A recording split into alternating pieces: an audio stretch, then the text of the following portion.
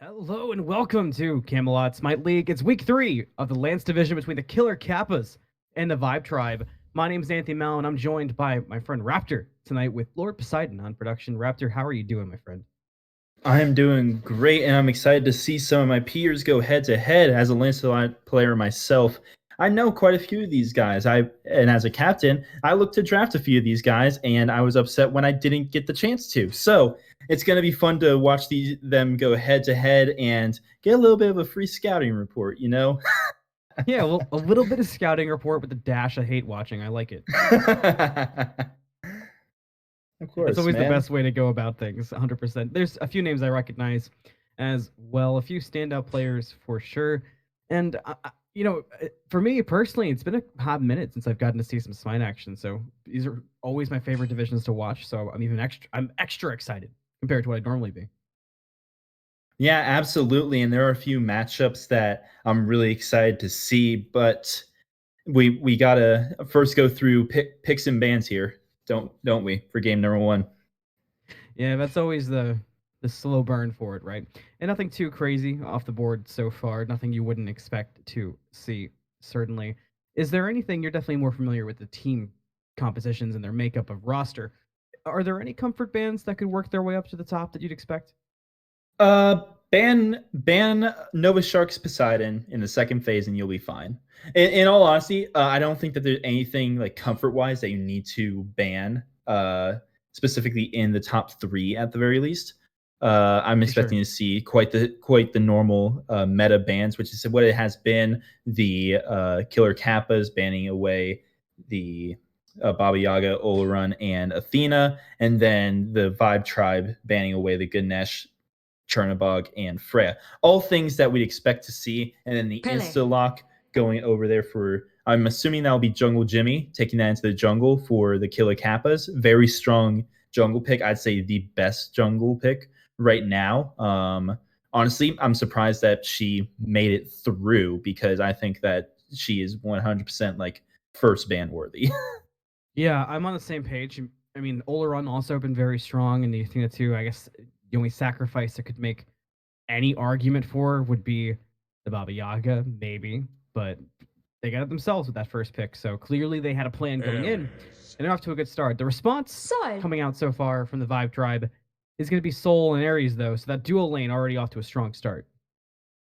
Yeah, absolutely. This is a dual lane that is going to want to run at you, and it does not matter what you pick, they are still going to run at you. So there are two ways that the dual lane for the side of the Kill Kappas can go. They can either go relatively safe, give up that early pressure, or they can go hyper pressure themselves, and we just see a bloodbath over there in dual lane. With the Charon locked in and the Hachiman being hovered, they seem to be leaning more towards the former of playing a bit more safe, giving up a little bit early so that you're stronger in the late. But at the same time, this is a lane that can very well get going into an Ares and Soul. This is going to be a lane that I think we're going to want to be watching particularly closely because I also think the jungles will be watching this lane particularly closely. You've already kind of sent me on the path of one of my favorite things to talk about, especially in game ones of any set, and that is where are the junglers going to play their hungry hippos? Essentially, where is their attention going to be focused? Because it sets the tone for the entire game. Is your jungle pitching a tent outside of solo lane and really kind of keeping the pressure on there, or is their goal to get their ADC so ahead that there's no competition there? And in this particular matchup, Pele is somebody who I feel like thrives on, in particular, the solo lane matchup, because you get a Pele in a 2v1, and somehow the chances that already weren't great are even worse. Right, and you're absolutely not wrong about that. But at the same time, we don't know where this Ravana is going. This could be a Ravana solo, or it could be a Ravana jungle. I prefer to see it in the jungle. I think that Ravana can still do a lot if you're building him bruiser or even full damage. Ravana is still, I think, in the upper echelon of junglers, in my opinion.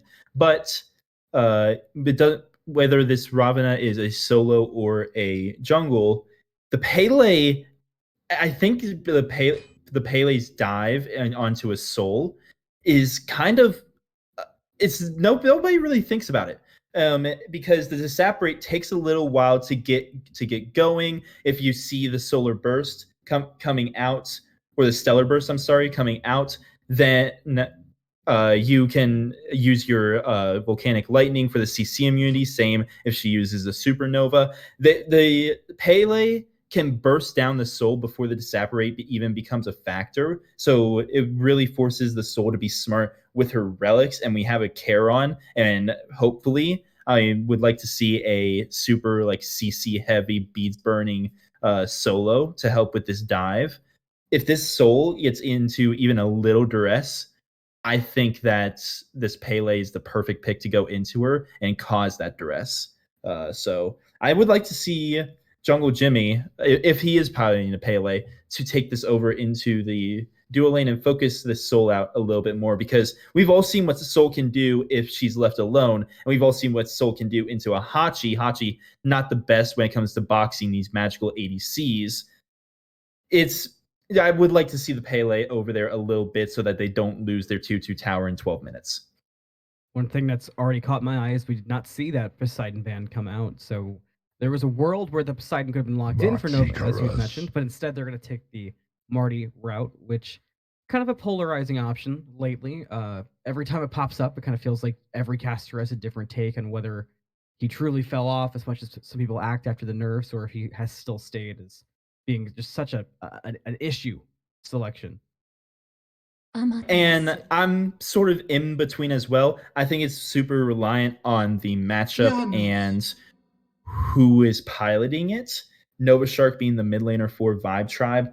I haven't seen him on the Marty course, but I do know that he has dabbled in both 80s, the carry role and the mid role. So I have no doubt that he has at least a little experience on this Marty course. That's someone that I'm going to want to pay a little bit of attention to it and see just how comfortable he is on this pick, because a Marty Chorus who is comfortable and whose team sort of rallies around him, that is still one of the more dangerous picks in the game. Like, I'd say that still rivals a Pele. The only reason he's not top pick is because it is a bit easier to counter pick him. That's why we're seeing him down here in the second phase. And you need to build a team comp around him now, because he doesn't have the same amount of high burst damage that he did in the past, but he still shreds protections, and he still does have plenty of burst damage, and his laning phase is still just absolutely insane.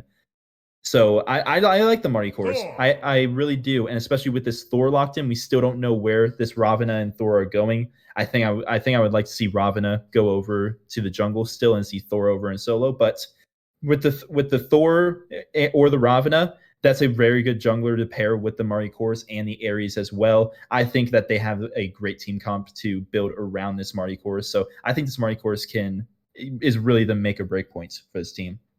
Another interesting thing we got to see as well, and I feel like supports your take of Thor heading to solo lane, is the Giannis lock-in that came out from the Killer Kappas and the rotation potential. I always love me a good sneak attack coming out from a Pele Giannis, because you can get that Pele into the back line without her having to expend too much and give her a lot of options. And you can also really become a benefactor for Pele if she dives a little too deep, gets a little too aggressive, trying to make those high impact plays. You're the get out of free card. But I do feel like Thor and Ares, for that matter, are both a really good answer for that, because Thor can kind of get into that counter, be prepared for Pele in that back line, stun things out. In Ares, it's tougher to do, but we've all seen an Ares shut down a Giannis. And when it happens, boy, is it something. Well, here's the thing. You want to shut down a Giannis, just a single chain will do that, and he's forced to use either the through space and time or his beads. And if his beads are down, la-di-do, la-di-da, Ravana and Thor just go in and insta-kill the Giannis. It's not really not rocket science to see how this Giannis can be punished. But I do think that the Killer Kappas have the pieces to support this Giannis. The Amaterasu and the Charon will obviously give a lot of peel and a lot of setup for this Giannis. The through space and time and the portals themselves just make Giannis super safe and really hard to dive. And the Charon and Hachiman being that heal for the Giannis, I think that because of how the comp for the Killer Kappas is built, I don't think the Vibe Tribe, I'm sorry, can afford to have Giannis be their primary target. I think that their primary target needs to get this Hachiman out of the fight as soon as possible, or get the Charon out of the fight as soon as possible. And the only reason that you would focus out the Giannis is if he's out of position or if he's alone. Certainly agree with that. And now as we head into game, on the order side, we do have the Killer, Kappas, and Chaos side. We'll be rocking the Vibe Tribe tonight. And one good thing, especially with this duo lane, which is one of the first topics that you walked us through, we'll have answers quickly on how that lane pressure is going to work out, and also where the junglers are paying their attention. You got to look out for that first shield buff. Who's there? Personally, I'm kind of looking for Pele to be there. I feel like Pele will do well in that very first 1v1 with a Thor, should it happen. And that brings me to my next topic, which you wanted to see the Thor go to solo. Looks like we got a Robin solo. Yeah, and I'm honestly, I still think that I want to see. I would have liked to see the Thor go over to solo, just because he has a bit of a better matchup into the Amaterasu. He can clear waves from a further distance, has a bit more burst damage. But what Ravana does better in solo than Thor does is just be nigh unkillable with a little bit of defense. When you're building Ravana in the jungle, you're normally wanting to go full power. If you are getting defense, is a Magi's Cloak or maybe a health item such as the Sekhmet Scepter or the Runeforge hammer. You're not really going any true defense items. When you have put the Ravana over in the solo lane, he is nigh unkillable because you're going mitigations and you're going protections, and it is so hard to deal with a Ravana who is just that tanky. Thor, when you go over to solo, you want to still build him a bit more bruiser like. So is absolutely. I think that it will still work perfectly fine with lethality on this Ravana over in solo, but as far as the laning phase goes, he's going to have a bit of a rougher time. For sure, we do have a pause coming out. We will be waiting on a quick return from Fuego, just fixing some gain sound issues there. Nothing major. Shouldn't be a very long pause. And I'm on the same page as you. I feel like the Robin risks a lot of potential of kind of being bullied out in that laning phase. If Orion plays things well, you can definitely and cleanly play around the overhead kick. Then you can really put a Robin in an awkward spot. And we talked a lot about the jungle pressure and where it could go. And should that Thor not be over in solo, not helping out that Robin, and if Pele shows up, Robin's going to have to burn everything so fast that it makes all those escape tools, all that survivability, that's such a strength of Robin. It kind of goes out the window, which for lethality, I mean, that's worst case scenario. Yeah, but at the same time, if he's safe with the Mystic Rush, you're not really wanting to be aggressive on an Ama as a Ravana early on. So if he saves that Mystic Rush for when he does get ganked, he should never have any issues, especially if he waits for the Volcanic Lightning and the Dazzling Offensive, I should say. Just waits out those ultimates, then uses his ultimates to escape. Then I think he'll be perfectly fine. But you are absolutely right. Jungle Jimmy, because this is a Ravana instead of a Thor over and right, he will have quite an easier time actually ganking and doing things over in the right lane. But because Shizuki is on this Thor instead of the Ravana, he has an easier time ganking this Hachiman as well. And a lot of that is because of Anvil of Dawn and Tectonic Shift. Ravana, you use the root, you use the Mystic Rush to get in, you use the root, you use your slow. Simple Mill just hops on Epona and he's out. You can't really do anything about it. If you're Thor, you Anvil of Dawn in, and Simple Mill hops on his horse and tries to ride out. You use your 2, throw out your Tectonic Shift.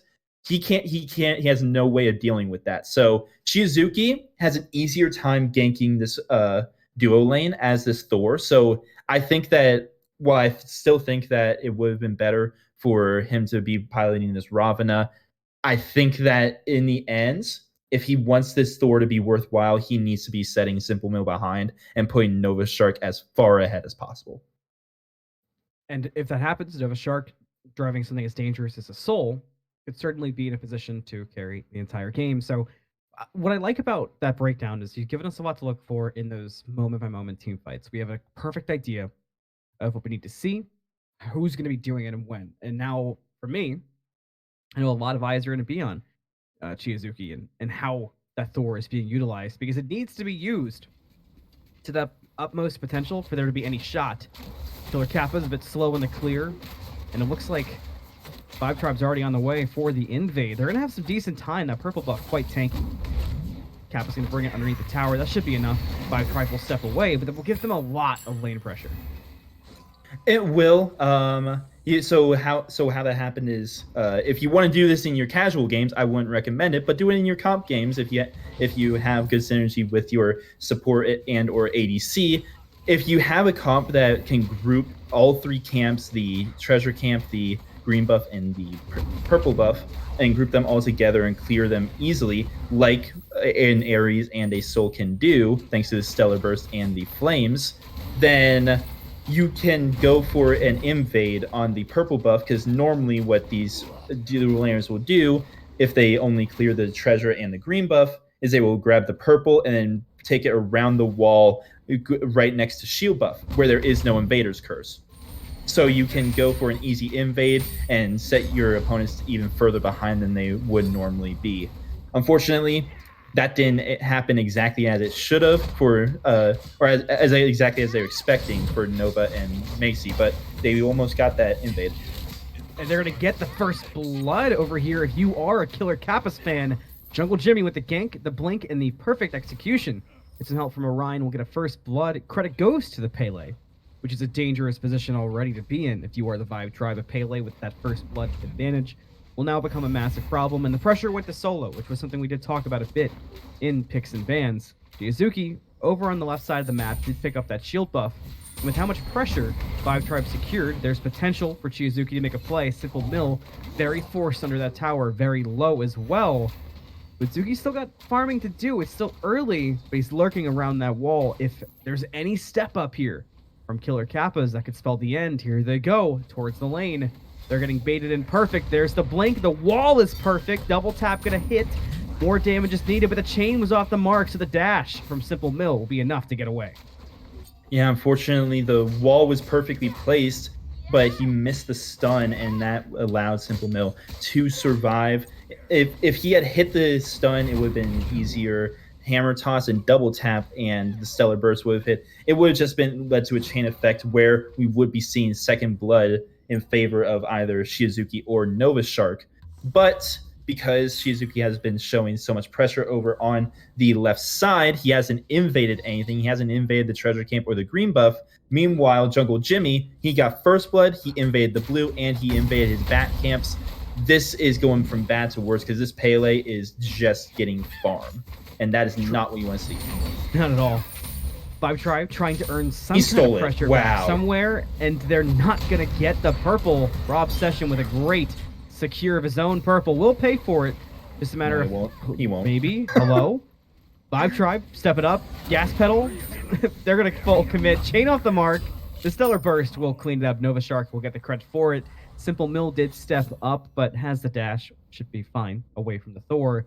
It's a purple buff in the pocket of Vibe Tribe, earning some pressure back after we did see the blue buff invade on the right side, but Killer Kappa secured it right under their noses, kind of made the whole thing not worth. I mean, you'll take a support kill on your soul.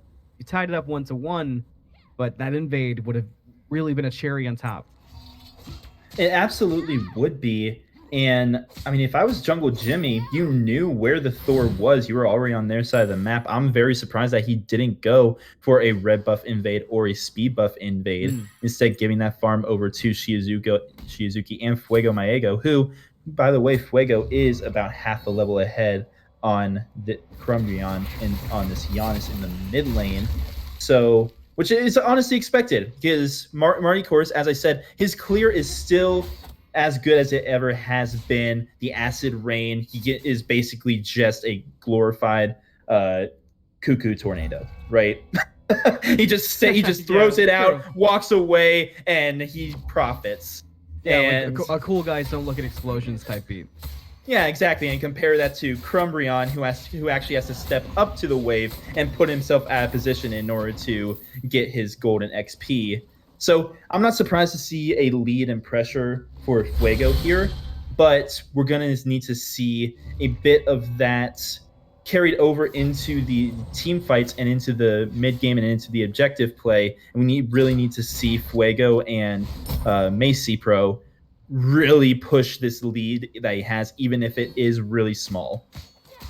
Yeah, maybe even use this Marty to help out on some of these solo invades. That's another one. Dazzling Offensive will secure it for Orion, and Lethality just looking in shock, but needs to get out of there too because the damage so far is really good. Mystic Rush not online. That's going to do it. That's a solo kill for Orion.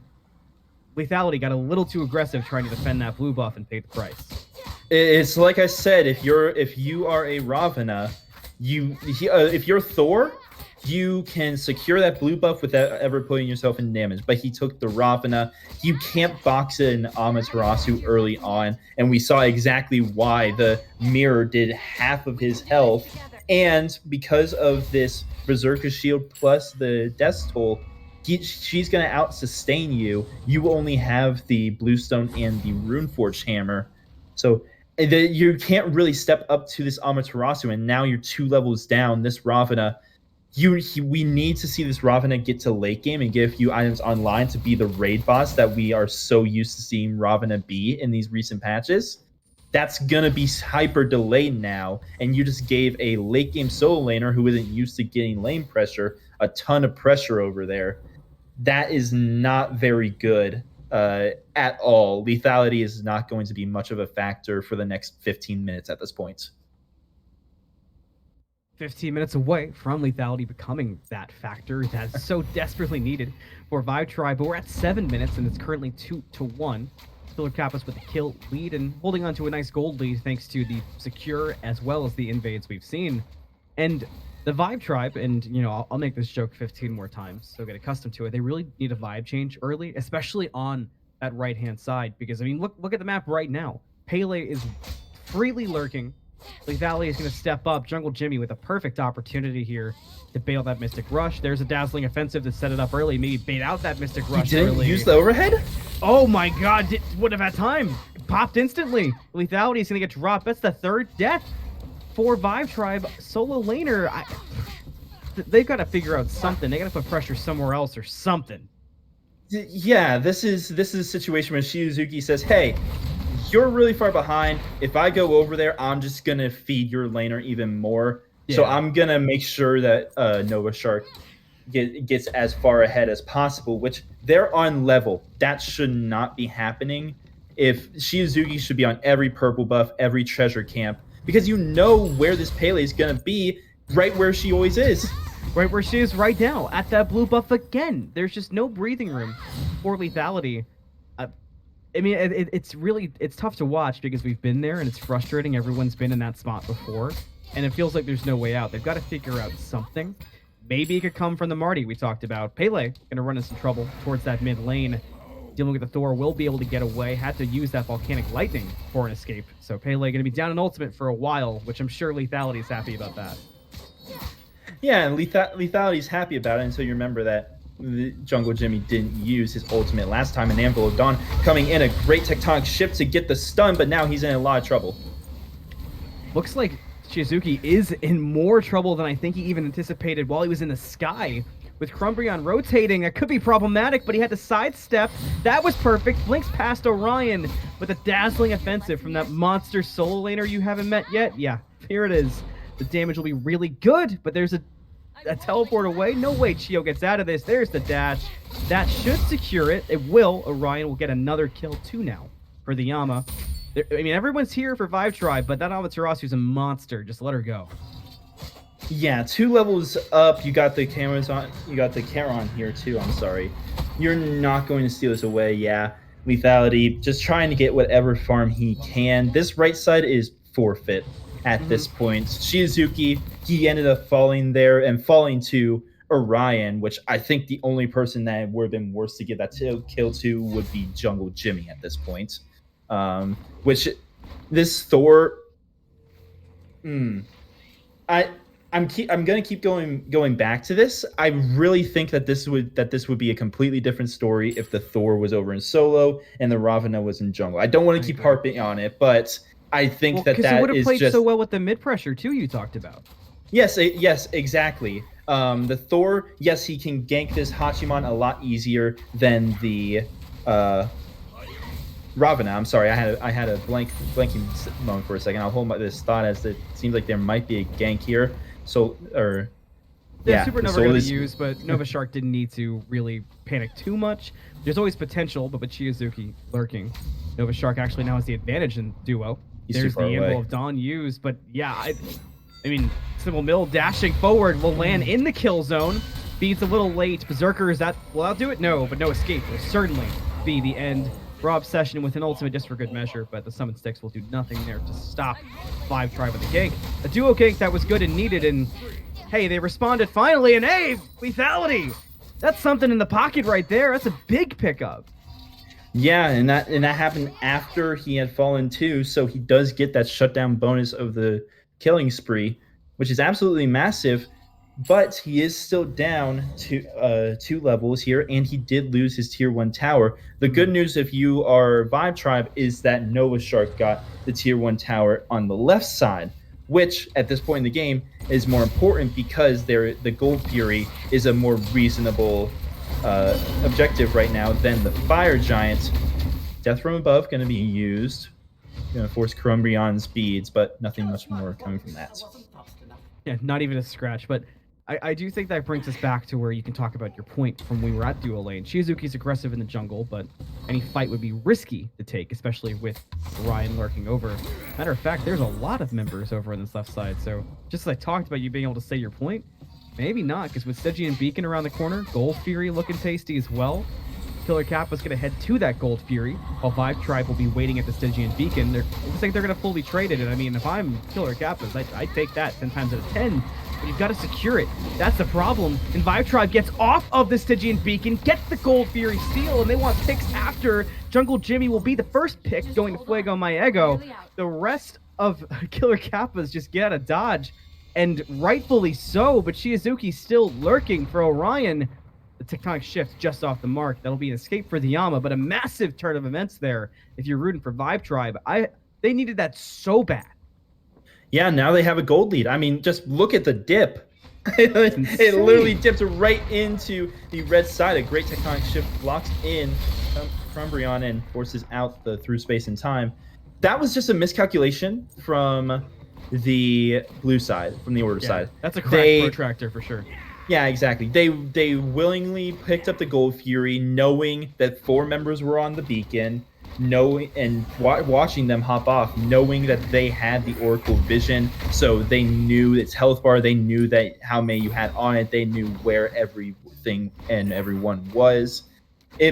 They should have gotten a bit more information, fought at the beacon, and then take the Gold Fury as a prize, because the only reason they lost that fight, well, I don't want to say the only reason they lost that fight, because we don't know what would have happened in a fair 4v4, 5v5 fight, but the biggest reason why they lost that fight instantly is because the Gold Fury had already taken Jungle Jimmy and Simple Mill down to about half health, so they couldn't fight anymore, and they got instantly killed as that fight started. So you just can't take risks like that when you have that much of a lead. You need to push your lead and force the enemy team to respond, not you force things. Now Pyro being looked at. Pyro was low. Fuego was contested, but now in trouble trying to get that steal away. Not going to be in time. That's going to be a Pyromancer for the Killer Kappas. And we did see some solo lane pressure, but Orion is just such a raid boss still. Even with, in credit where credit is due, lethality caught up in levels, which is insane considering the state of the game 7 minutes ago as we come up on that 15-minute mark. But the bigger thing for me is that they still cared. For me, leave the Yama alone, rotate around the map, be there for situations like this where you can potentially get a pick, and you will get a pick on Jungle Jimmy, just a matter of who gets the credit. Credit will go to Fuego. Yeah, I don't know what... There have been a few lapse of judgment in Jungle Jimmy's play and pathing. Yeah, I agree. These past few times, because he started off 2-0. he died under the tier 1 tower, which wasn't worth it because he gave a shutdown bonus over to lethality. And look at where he is now. He is caught up to 203 Amaterasu, who was bullying him the entire game.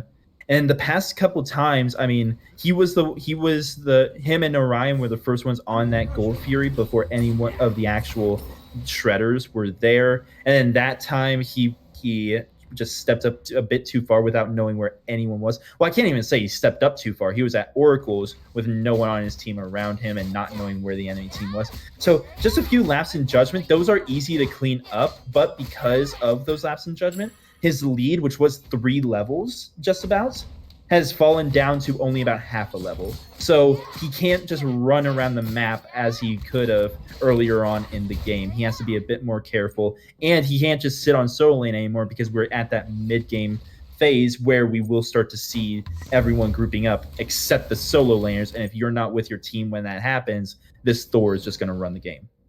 And what exactly were you talking about? Oh, look at the mid lane, too. You talked about that so much in that early game and how much that little advantage that Fuego had earned would make when we got later. And now with a 3-level lead sitting comfortably on that Marty, when the Giannis has really been a non-issue so far, ultimates included, the position the Vive Tribe have landed themselves in is so much better than it almost feels they have a right to, considering how that early game went. And with Oni Fury on the chopping block, there's a chance at a fight here for Vive Tribe where I think they can continue this pressure with Chio already rotating over. You've got lethality here. Orion's no longer as much of a raid boss as before. I think they take this fight, and I think Vive Tribe are thinking the same thing. They don't have Marty. Did back. But here's the engagement. Jungle Jimmy in a lot of trouble without a Pele early. That's problems for Killer Kappas. Lethality caught jumping over the wall with Mystic Rush. That's going to be a blink from Jungle Jimmy to get away from Chiazuki on the landing from Anvil of Dawn. Massive for the Pele to stay alive here, but look at the Oni Fury. It's got the Vive Tribe on it. This is just the red herring fight. Will they get it? Simple Mill is going to find Macy by that Oni Fury, which is really low. Through space and time was used too, but it's still going to go to the Vive Tribe. They secured themselves that Oni Fury, but at what cost?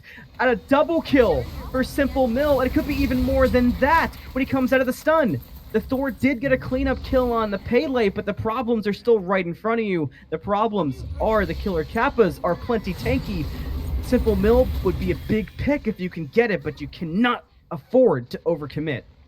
Bees Aegis used on Simple Mill. A nice root there from the Charon will keep Simple Mill alive for just a little bit longer, but not much more. Shizuki will clean up that kill, but without the hammer toss. Oh, a great silence, actually, to keep him from teleporting to the hammer toss. So we end up having a 2-for-2 trade around this Oni Fury. Vive tried to stay too long. You got the small victory. You lost a couple. You had plenty of ways to just kind of walk away. I feel like that was just a situation of getting a bit too bloodlusty.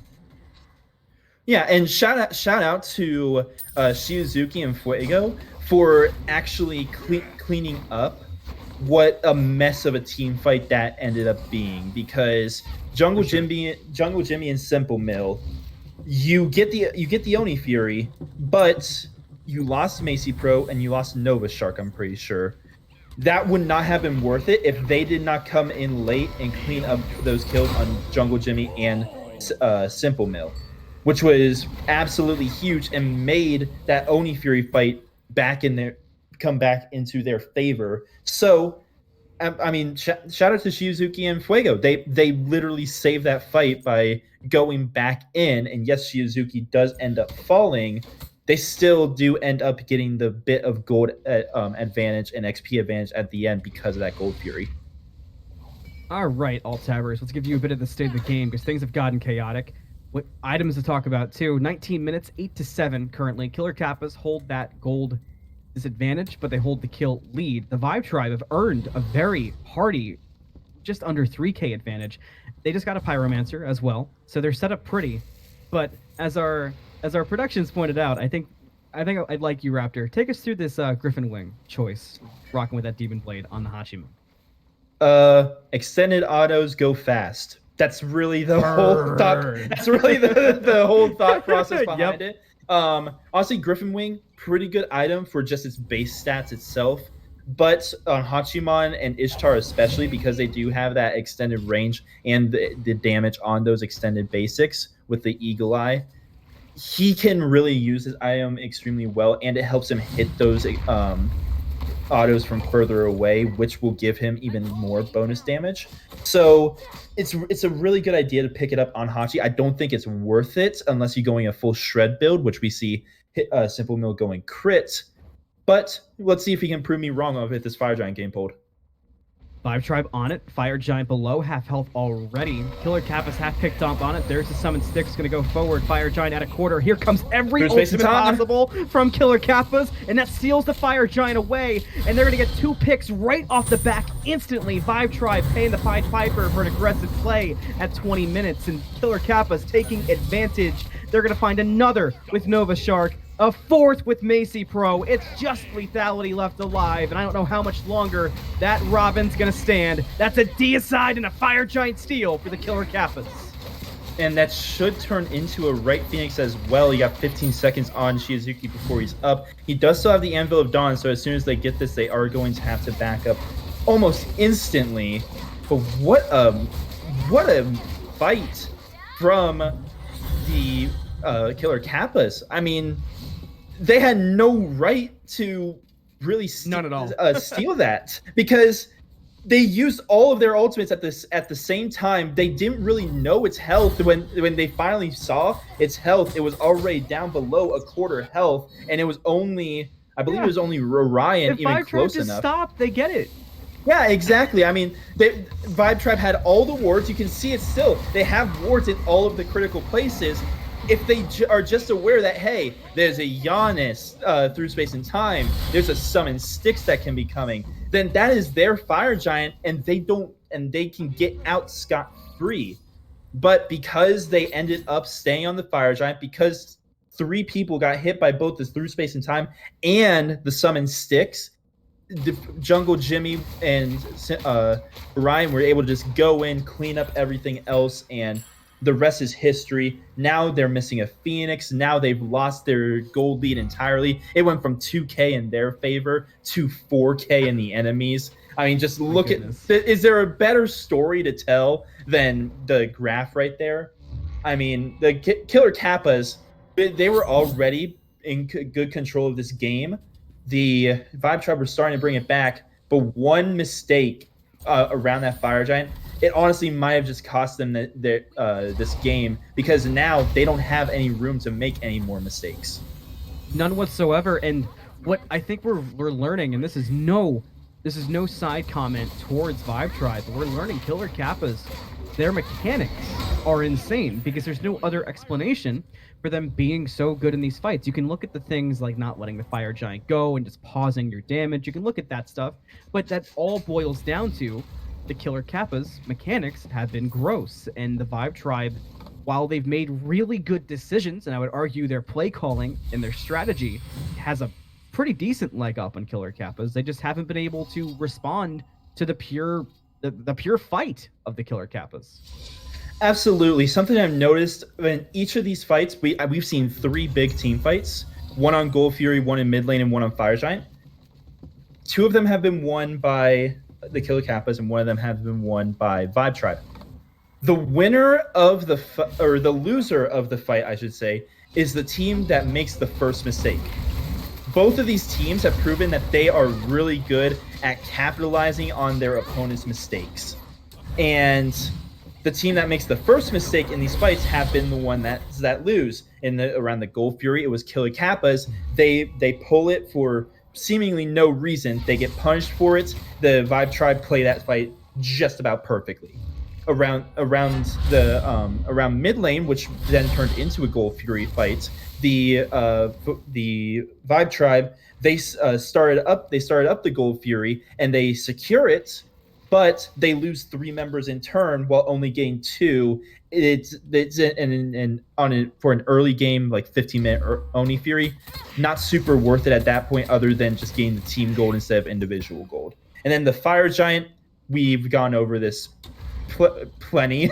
I don't really want to repeat it because I just sound like a broken record, but they just sat there with knowing what ultimates were available and just let it happen, and they ended up paying for it. And Nova Shark might be paying for it right here. with the volcanic lightning summon sticks will finish off the soul. And once again, whoever makes the first mistake will lose the fight. Paid, certainly. Nova Shark's pockets now empty to the lunchroom bullies.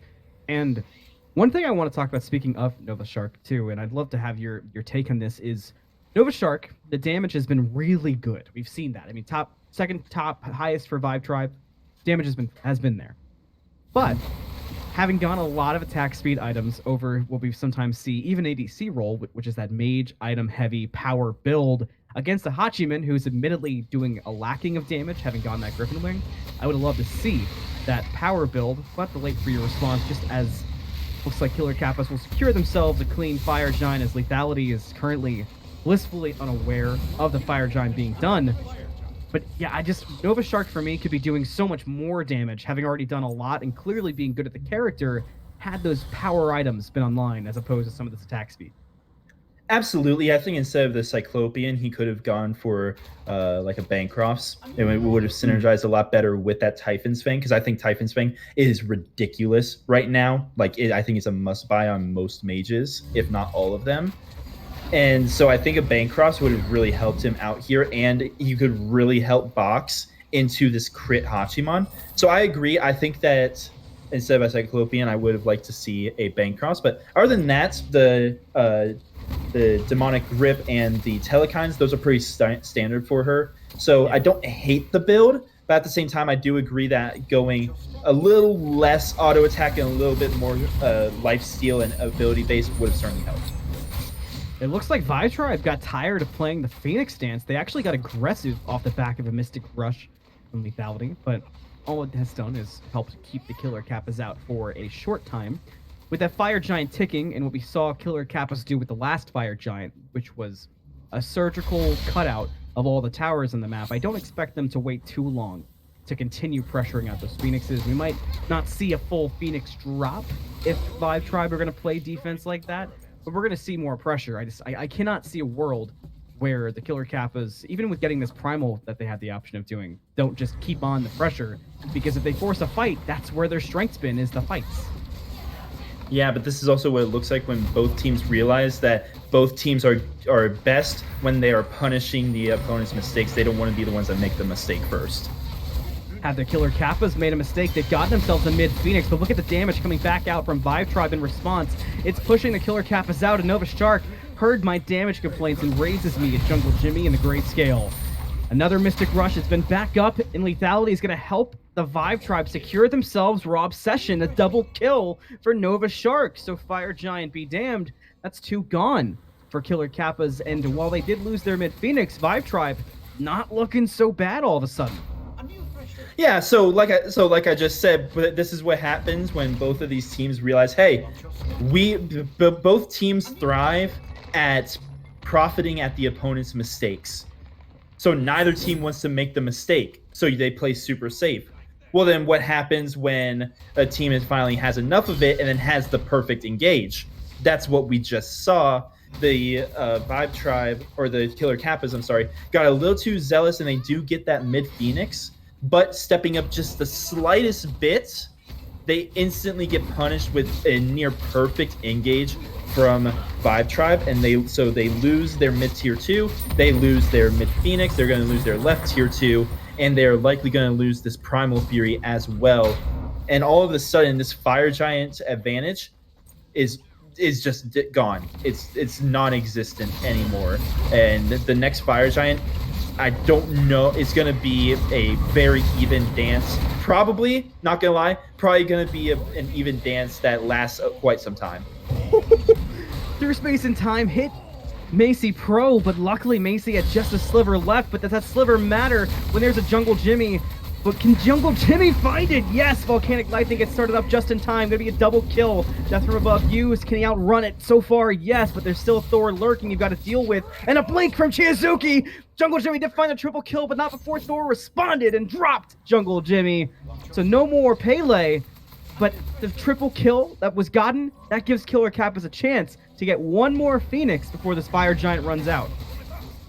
I'm starting to think that it's not that they thrive off of other teams' mistakes. They thrive off the counter engage. Whichever team starts something is the team that loses it. So I think that both of these teams. That's why I'm saying the next Fire Giant dance is just gonna be staring at each other for 20 minutes because the team that starts the objective or the team that starts the fight ends up losing it. Both of these teams have shown that they are really good at the counter engage, and both of their comps, looking at them, are really good at the counter engage as well.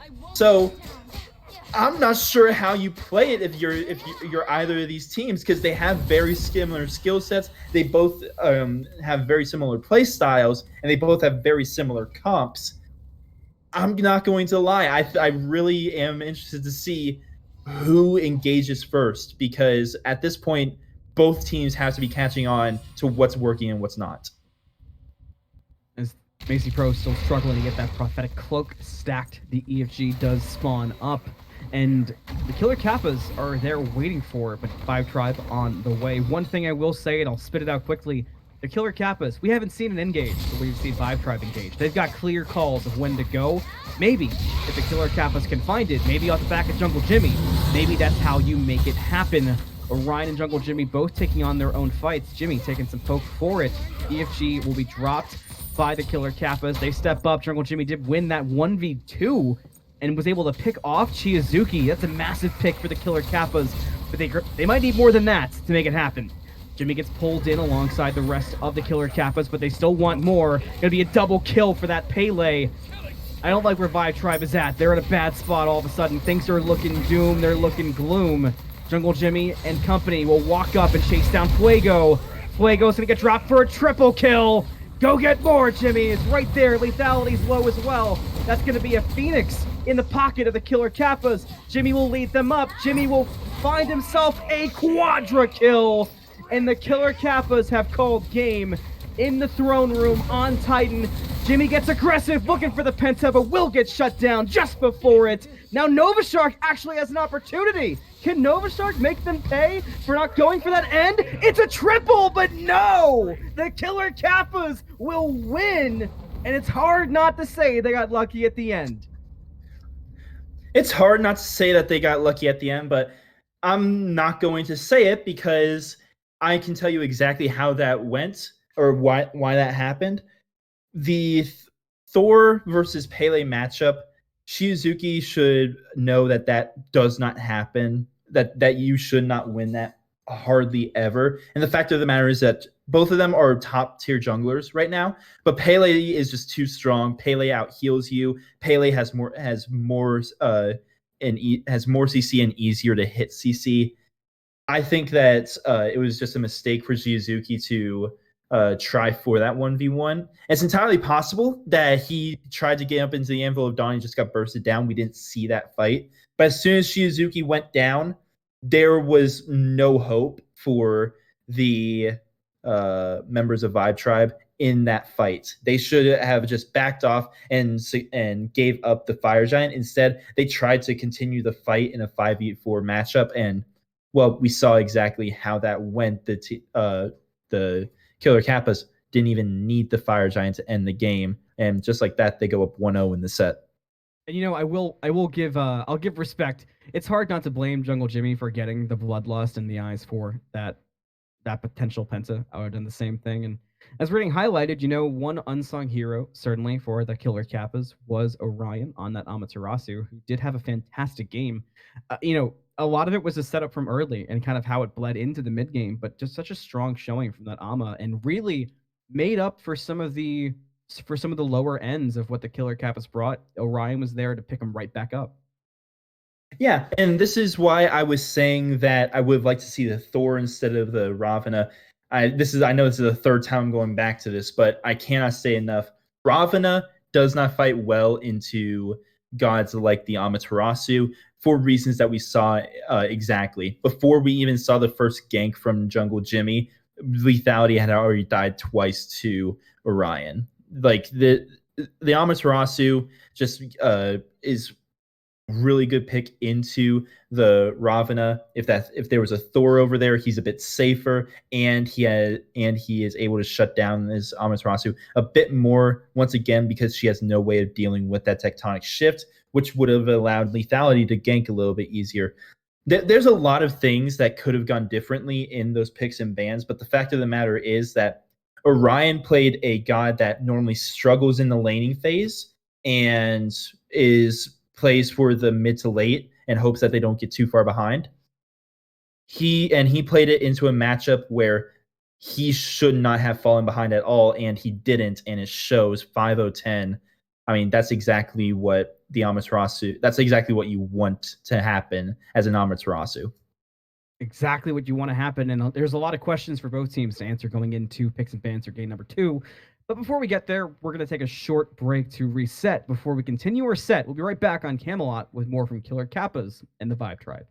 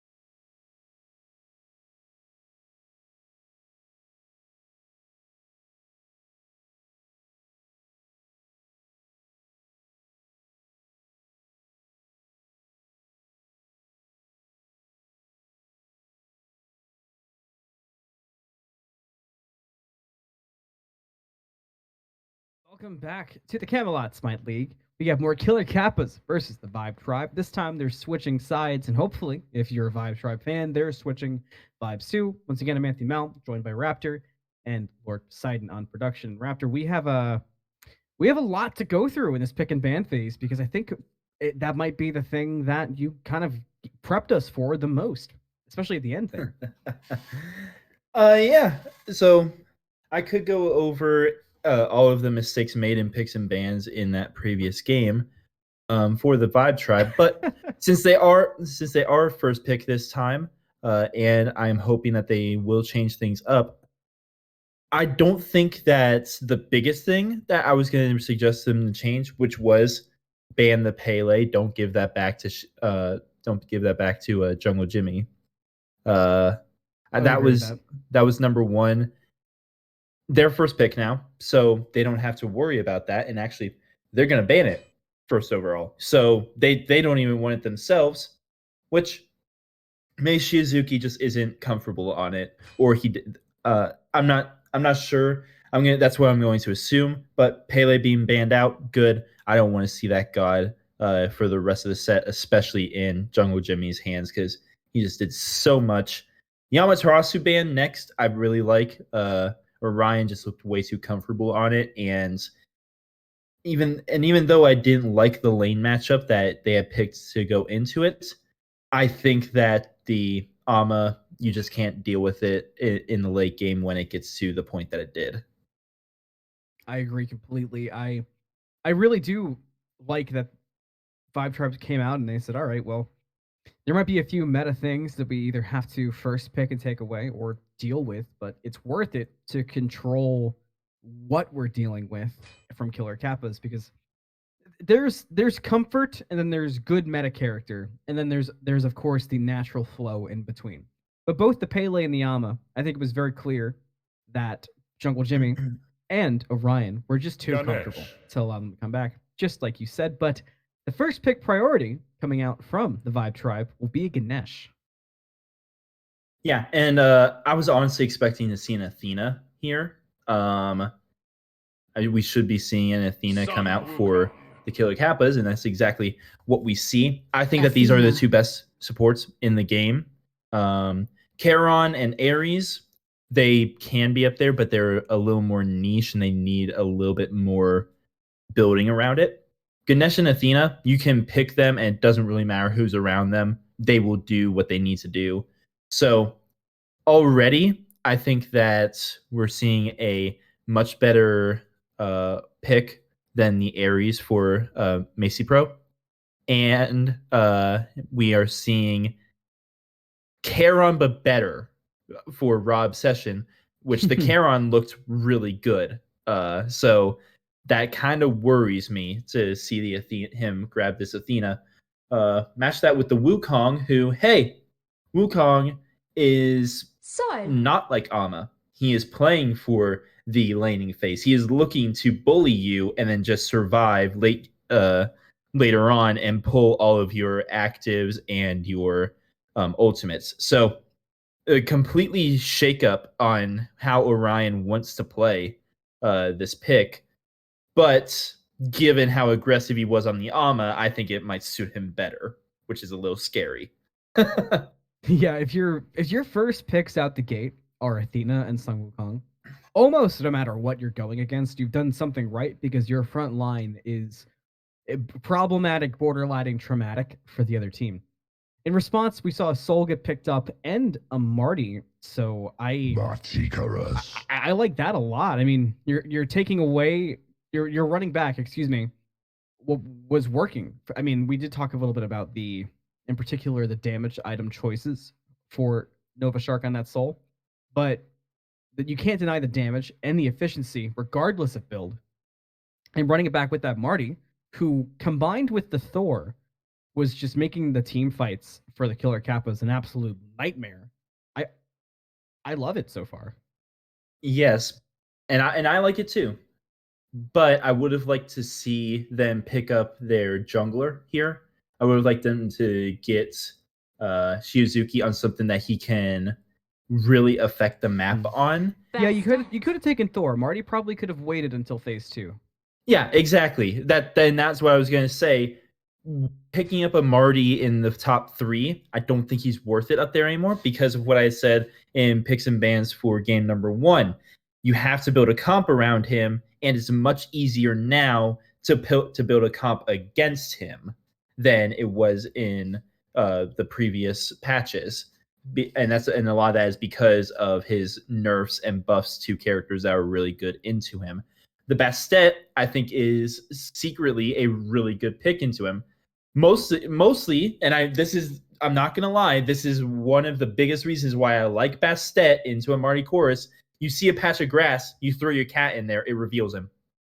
You don't have to worry about actually stepping up to the grass. You just throw your cat at it and say, "Hey, free ward."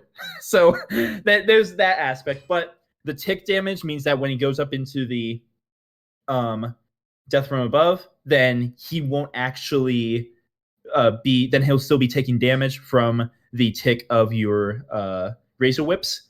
And just overall, the lockdown on the Marty course will be a lot better. I think that Bastet still has the same potential to gank both duo and solo effectively.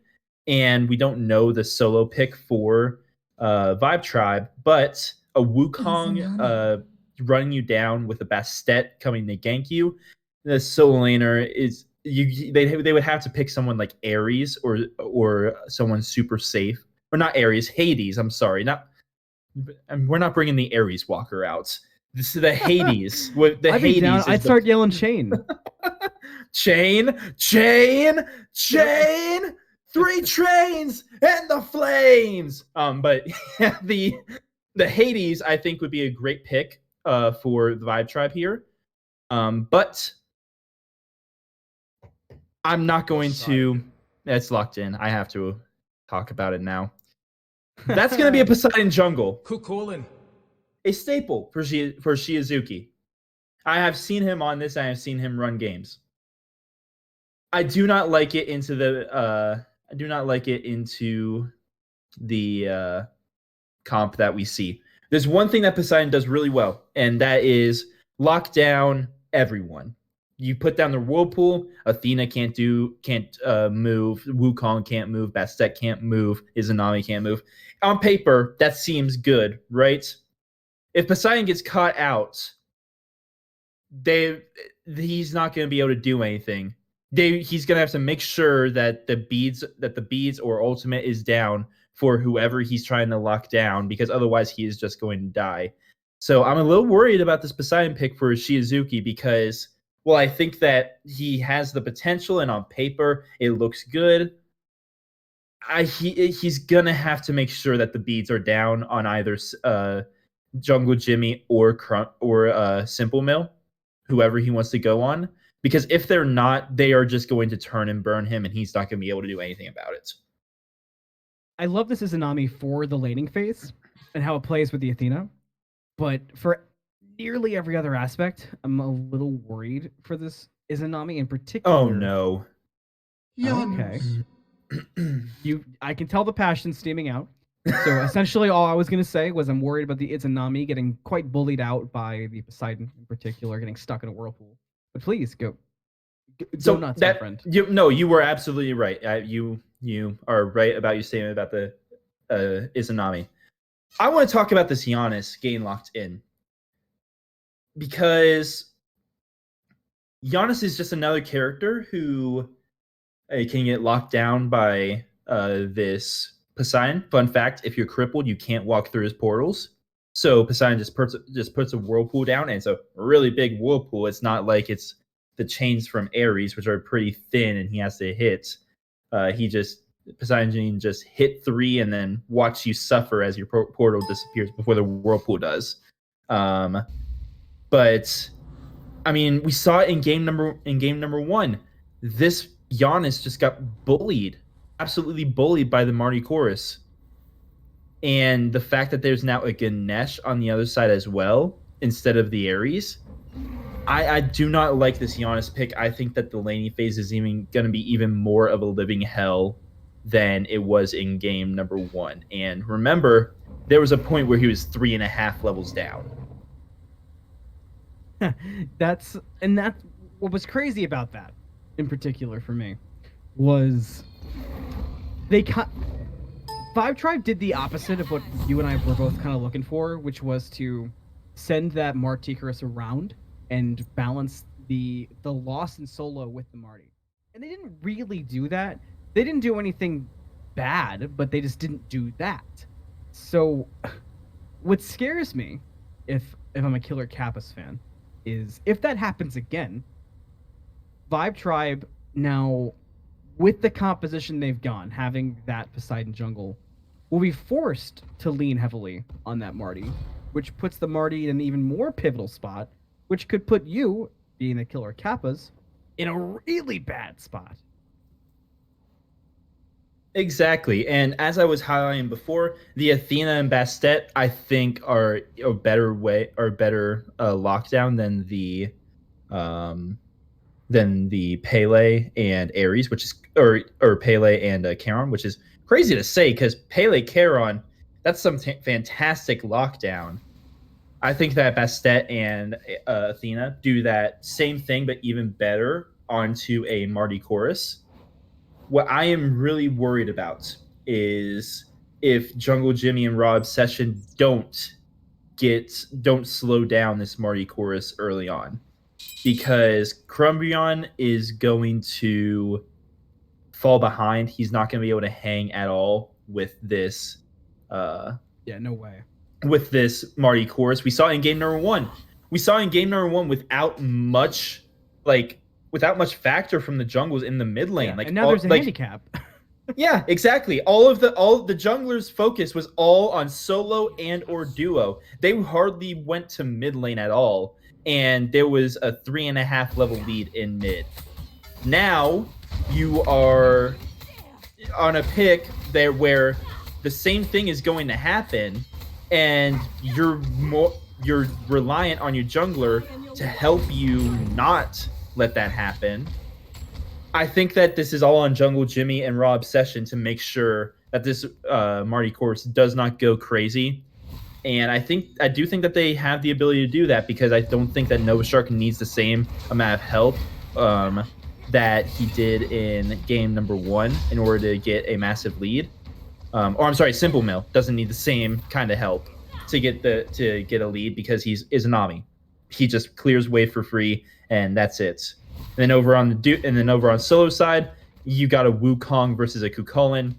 The only time that something's going to happen over there is if Poseidon ganks this Wukong, and he's got the Somersault Cloud for that. So I really think that all of the focus for Jungle Jimmy and Raw Obsession has to be on shutting down this Marty course, because if they don't, this is going to be really bad. That's something I was actually going to pick your brain about as Lethality in trouble, and this is exactly what I was going to talk to you about. I wonder if we're going to see Jungle Jimmy put a lot of emphasis in other places of the map, because we did learn in game number one, and mashups aside, that Orion can handle Lethality. So maybe that turns into a strategy for the Killer Kappas. It's now strategy in dual lane might just be kill some more, but Nova Shark could not find all the damage needed. Maybe Simple Mill, but no. Jungle Jimmy going to be here on a gank to help alleviate some of that pressure. With how low everyone is in Killer Kappas, you've got to play this perfect, and you got to do it quick, because here comes Shizuki. Nova Shark will get the first blood, but here's that Poseidon. There's a pop, there's another. That's 3 Killer Kappas. Oh boy. Yeah, that gank should have just ended as soon as we saw how much damage the Razor Whips did to Macy Pro on that Ganesh, which was very little. Bastet needs to get, at the very least, that first item, which I'm going to assume is a Jotun's Wrath. I could also see a Brawler's being a very good pickup here, so I'm very curious to see what he does actually go. But you normally need that first item, and then maybe even the second item, depending on what it is, before you really start getting active and being able to do things that Bastet can normally do. Gank over here on solo lane, the Cat and the Razor Whips. That was an up down by Lethality, and he should just die here. Oh, but here comes the reinforcements. Shizuki was diving for Orion, but could not find it. That's not how the Vibe Tribe envisioned that going. They thought they could really turn it around. Fuego lurking for Orion, but won't find it. The best they can do at this point is go for that blue buff invade. Jungle Jimmy will contest. A teleport comes out too, but it's not going to be in time. That's a blue buff steal successful for the Vibe Tribe. So more of the same, but different team this time. Now blink forward from Orion, and they caught Shizuki just falling asleep at the wheel. Kind of an easy pick there that probably didn't need to happen. Yeah, absolutely. It did not need to happen, and now Fuego could be in a lot of trouble if he falls through his portal. He's going to use the beads and get that forced out, but shout out to Crumbrion for actually being half a level up and hitting that level 5 first. He's going to need to keep that lead because, like I said just earlier, that is one of my biggest fears about this Killer Kappas draft. But that is exactly what we saw over in solo lane. That is exactly why I was a little worried about this Poseidon pick. The Whirlpool is really everything that Poseidon has. If the Whirlpool misses, or if the beads are available for whoever he's going on, or ultimate, and the Whirlpool is just kind of wasted, then this Poseidon is not going to do much, and he's just going to end up dying. Pop goes Orion. That's 4 kills for Vibe Tribe. Shizuki with a nice rotation there, really returning a lot of what we saw Jungle Jimmy aim for in game 1. Yeah, and that is another scenario where the ultimate is available and it's just not used by Orion. I'm not sure why he didn't go up into the somersault cloud as soon as Shizuki showed up. He would have forced out the Kraken, but it's better to survive with the Kraken still on the board than to die to the Kraken because you wanted to wait it out. It was just a bit of maybe he was too low on mana. I'm not sure what it was. Maybe it's a lapse in judgment, but there's a lot that could be. That's just a big issue. Another big issue here is 3 ultimates used to take down Macy Pro. So the Ganesh goes down early thanks to the Hunters of Bass and the Through Space and Time and the Defender of Olympus. Big commitment there for Macy, and more than certainly not fully needed. Now Crumbrion in some trouble there, but actually can lose beads. Kind of an unfortunate turn of events for the Giannis. Shizuki doing a great job so far on this Poseidon, doing Poseidon things, but this game is considerably more interesting early on than the previous. 4-3, 5 minutes heading into 6 minutes in, with a gold lead that is heavily leaning towards Vibe Tribe early, but a lot of that is the kills on Novashark. And I mean, charts show a big uptick for Vibe Tribe, but our eye test is telling us this game is much more interesting and has way more layers than the charts may initially show off. Yeah, I mean, 2 levels over there in duo lane. This Soul is just going to do Soul things. He's going to outbox everybody. Almost gets a solo kill there with the Solar Burst. But this Soul doesn't need much help. The Izanami at this point is the same. It's a very similar situation to what I was saying about lethality. The Izanami can take care of herself, just to focus the pressure on somewhere else. And again, I think I need to see more out of Jungle Jimmy going on to this Marty Chorus, because he has not ganked Marty once, and we have an even level in mid, which we shouldn't be seeing right now. I want to see Crumbrion at least a level ahead at this point, because that Marty Chorus is just going to keep bullying him, especially now that the supports rotated over. Athena's really good at stopping a Marty Chorus, but a Ganesh is even better at stopping a Giannis, and we've already seen what a Marty Chorus can do to a Giannis by himself. The Killer Kappas have got to do something about this solo lane, or this duo lane, and they have to do it quick. Novashark is at a 2.5 level lead, has picked up tier 1 again, and Izanami does not bring what a Hachiman brings. So you're going to have to help Simple Mill get a bridge from this early into a late game, because if you do not, this Soul is just going to run you into a game 3. That is true, but at the same time, if I am the Killer Kappas, I am telling Simple Mill to hold wave and just make sure that you get your farm, ward your lane, and keep the wave pushed up to your tower. That is one of the bad things about how Soul works and how well she can push towers, is that you get that tower down too early. All of a sudden, your opponent can just hold the wave all the way back at the tower. That does open things up with like this Gold Fury though, and because of how just high level the members of the Vibe Tribe are, they get that for free. Well, not for free. They use the Soul Ultimate and the Kraken, and they could lose Fuego. No. Ooh, time nearly clipped him, but that's a fantastic play there from Vibe Tribe to take that Gold Fury. And if I'm Killer Kappas, I'm telling Simple Mill, hey, we're gonna win elsewhere on the map. Just stay safe and don't feed the Soul any more kills.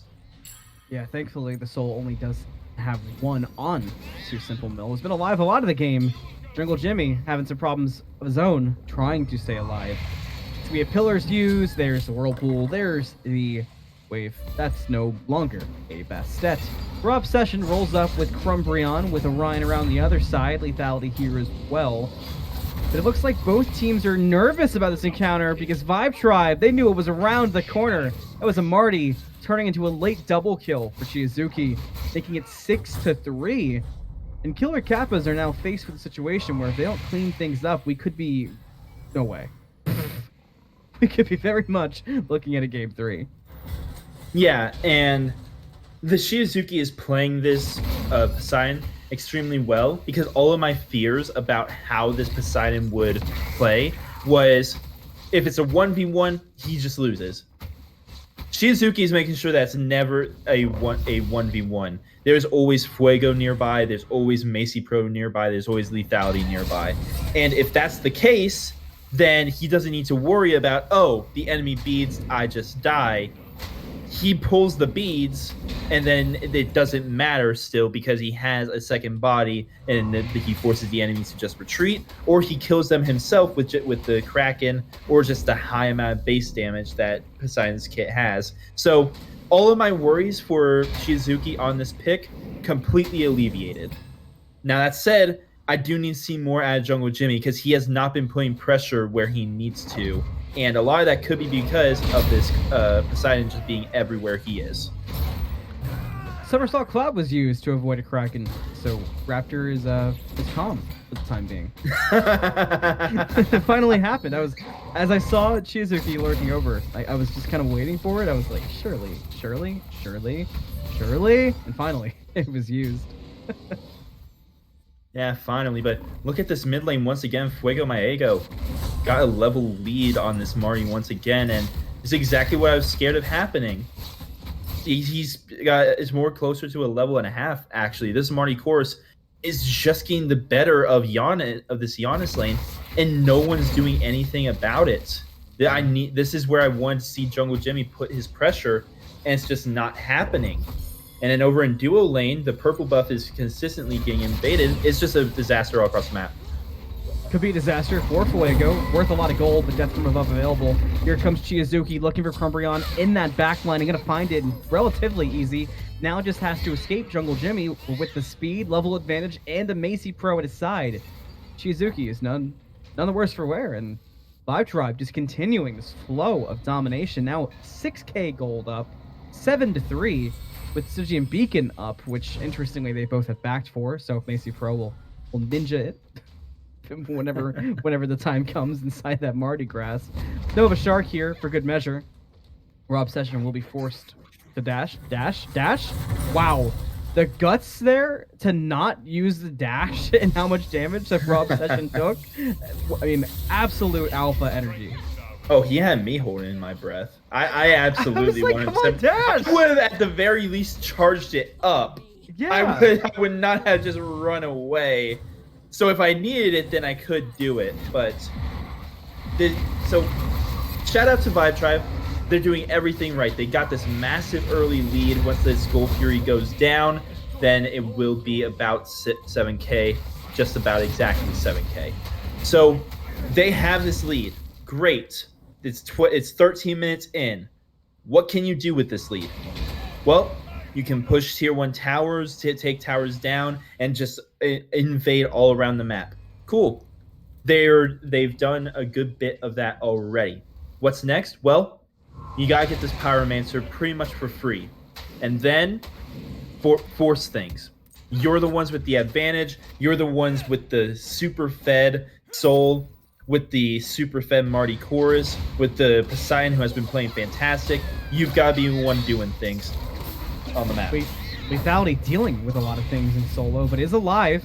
And once again, reinforcements arrive. Jungle Jimmy in a lot of trouble, low on mana. There's the Kraken. Goodbye, Jungle Jimmy. It was nice hanging out with you for the time being. And Chiazuki will be able to walk away free of charge once again. So this Poseidon now 6 kills and 2 levels on his opponent is having quite the time in the jungle.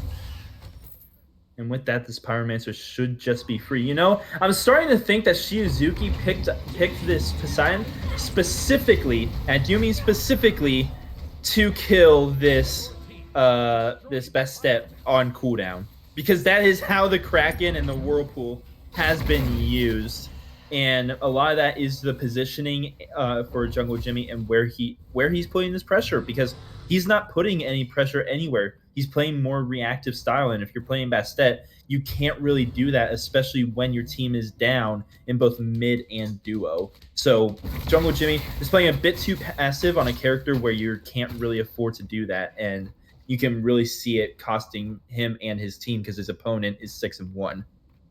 And you know, not to beat a dead horse, but Simple Mill, the item situation right now is drastic for this Izanami. Yeah. Usually, when ADC falls this behind, it's something you can look at is items and say, okay, they're getting some farm online.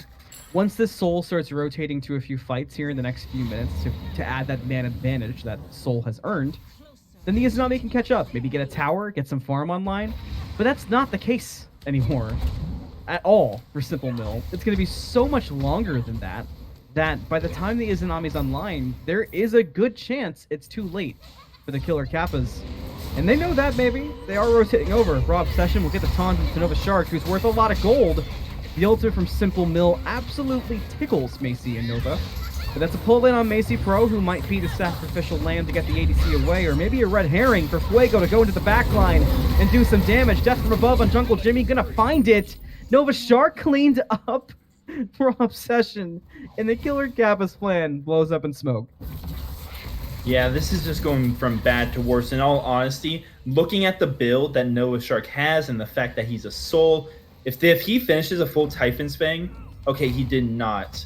If he had finished his full Typhon's Fang, a blink by Chiazuki and nearly does all the health bar, actually does do all the health bar of Crumbion with a simple blink plus Whirlpool plus Kraken plus a couple enhanced autos for good measure. That's the power of a Poseidon that is 3 levels ahead of you. And I was going to say this. They can just go for this Fire Giant. I was hoping that they could wait. I was thinking that if Nova Shark had the Typhon's Fang, then they absolutely could. With that pick onto Crumbion, they don't necessarily need it anymore. But Crumbion is respawning now, which means that the through space and time will be available. And since he's up, they weren't shredding it as fast as they had hoped. So they do back off. They do force out the Defender of Olympus, though. Raw Obsession in a lot of trouble in the backline. Chiazuki gonna make short work of it. That's no support left for killer Kappas. So the fight potential is gone. Simple Mill gonna run into Chiazuki. That is a monster you have not yet to deal with, Simple. You thought Nova Shark was bad. Well, look at the 8-kill Poseidon. And items are just a starved situation for killer Kappas. Farm itself is starved. Now Fire Giant at 17 minutes being started by the 12-kill Vibe Tribe. The killer Kappas do have through space and time, but it's going to come out way early. And the Vibe Tribe should be able to get it. They will get that Fire Giant in the face of not 2, but 3 members of killer Kappas, as Crumbion in some trouble on the left. Right-hand side, Simple Mill and Orion just trying to stay alive, but Simple Mill, level 14, just easily falls victim to Chiazuki. Still a fight on the left side. Crumbion still alive. Same cannot be said for Orion, who falls to death from above, which does not care about the bird form whatsoever. I mean, I just don't understand why the Killer Kappas are stepping up to that. They were already down Rob's session. They knew that Jungle Jimmy was on the left side, and they knew that all 5 members of the Vibe Tribe were on that Fire Giant. Why not just send Orion to, because he's relatively safe. Why not just send him to get vision on it, attempt a 1 in a million snipe to with the through space and time to steal it, and then back off. You still have all 5 members. Instead, now they are facing 5 members with Fire Giants, and a few of them just came off of the death timers. They were lucky for them. The Vibe Tribe are just now starting their push, but using a Runic Bomb plus Soul with FG on the right lane. They already lost the tier 2 tower over there. They're gonna lose this Gold Fury now. And if you're the Killer Kappas, I mean, there's not a whole lot that you can really do. If you're the Killer Kappas, you are really hoping and praying that the Vibe Tribe just have a lapse in judgment. Not a lapse in judgment, just a lapse in judgment after a lapse in judgment after a lapse in judgment. You are praying for about 15 mistakes in a row for you to make it even again. That's the state of the game that we're in. And so if you're Killer Kappas, I hate to say it because I hate this way of thinking personally. I'm almost tempted to say that they should just be saying, okay, what do we change for picks and bans in game 3? Because that is kind of the state of the game that we're in right now. It's getting a little out of hand. They are down nearly 1,500 gold at 20 minutes. What are you supposed to do? I'm on the same page as you. I mean, I would say at this rate, maybe open up a notepad on your second monitor and start typing out some pick and ban strategies for game 3. Sit back in your base, farm up waves, toss through space and time out every time you think they're doing an objective. Defend Phoenixes lightly and defend Titan and see what happens. You win a couple fights, start pushing out a little further. But there's no reason to do anything else because the chances now are so slim. I mean, the current meta is one of two things. It's a quick game like this, or it's a barn burner like the last one. And in these quick metas, it's so difficult to survive that those first couple of sieges to even have a chance to get back in. It might not be worth the effort from Killer Kappas unless, like you said, they run into it mistakenly with some mistakes. Mistakes might be there, maybe. No, the Phoenix goes down in left, and they might just yeah. Killer Kappas just made some mistakes of their own. I didn't even think they were gonna take the. I thought maybe the Vibe Tribe want a stat pad, take their time, but nope. They're in the throne room. Killer Kappas will throw some spaghetti at the wall, see if anything sticks, but I don't think it's gonna happen. Titan's already down to a quarter health, and Nova Shark and company are still standing strong. The Vibe Tribe will force a game 3 with barely any sweat off the brow, just Macy Pro, who sacrificed all game long anyway. That was a 21-minute game. Let me state that a little bit slower. That was a 21-minute game. In a game just gone. Yeah, so there's a good thing and a bad thing about losing a quick game. Good thing, you're not mentally exhausted. If you lose a long 50-minute barn burner like game number 1, and going into the next game, you just have to completely reset your mental. If you lose a quick one like this, you can chalk it up to, oh, we made a mistake here. Oh, we just need to ban this pick, except all of that.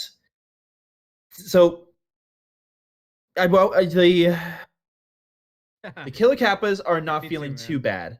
Even though it was a 21-minute loss, they're not feeling too bad because that game was so quick. If you ask me, I know I made the joke, hey, ban Nova Shark's Poseidon because he loves that pick. I think you legitimately ban Poseidon now. Because Shizuki, you don't want to pick it, and you mentioned Nova Shark's Poseidon, so it's just going to be run back if you don't ban it. Yeah, exactly. I think that you get Shizuki off this pick, You'll be giving up. I don't remember exactly what their bans were for this game, but you'll be giving up something that's fine. I think that they need to just go back to the drawing board. The Giannis was not the pick. Crumbrion, the through space and times that stole objectives in game one. That was awesome. There's no other reason to pick it, and there's other picks that can do Yeah. that I while fighting into a Marty course a lot better. I think you need to get Crumbrion off of this Giannis pick. I think we need to see Simple Mill on something other than the yeah, a new Izanami. damage core. Yeah, exactly. I did not hate the Bastet. I just think that Jungle Jimmy got a little countered by and caught off guard by the Poseidon. So I would not hate to see the Bastet come back because, again, I think that she is pretty good when it comes to ganking a Marty Chorus. But, we'll just have to see what they have in store for us for game three. Well, if I'm Killer Kappas, the whiteboard's out, and I'm breaking my dry erase markers. But we'll have to see if into game three there is a mentals change for the Killer Kappas, and the Vi tribe can complete the reverse sweep. We'll be right back on Camelot.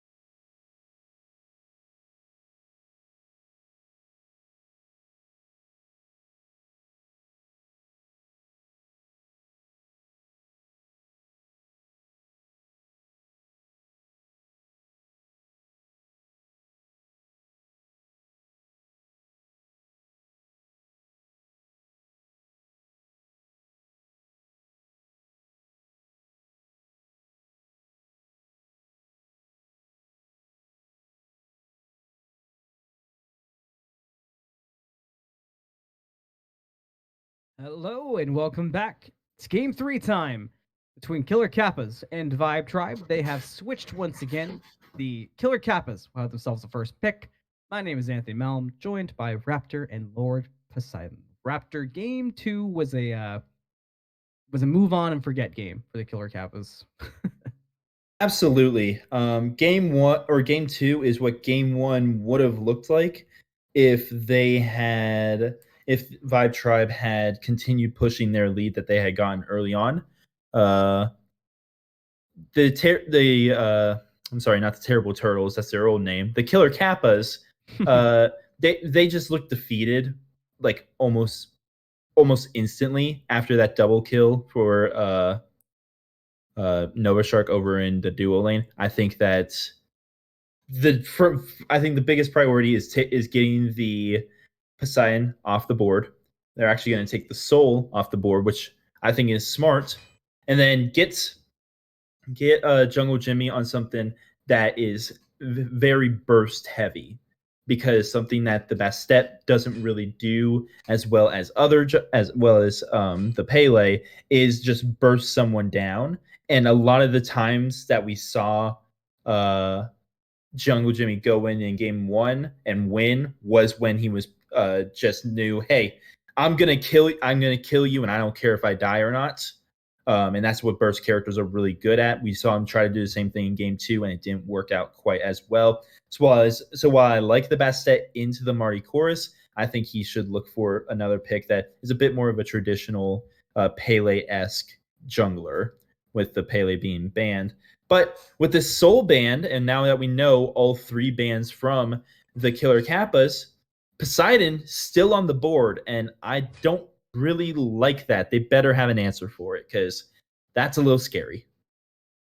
me, me too. I'm on the same wavelength. They're gonna first lock that Freya, which was banned out, and it seems the priority was that getting that Soul away and maybe getting Simple Mill a fighting chance in that dual lane. But that Poseidon for me, honestly, I'm locking it instantly for the number one reason almost being mentals, because seeing that Poseidon run back would be a real it'd be a real downtrot on the mentals of the Killer Kappas.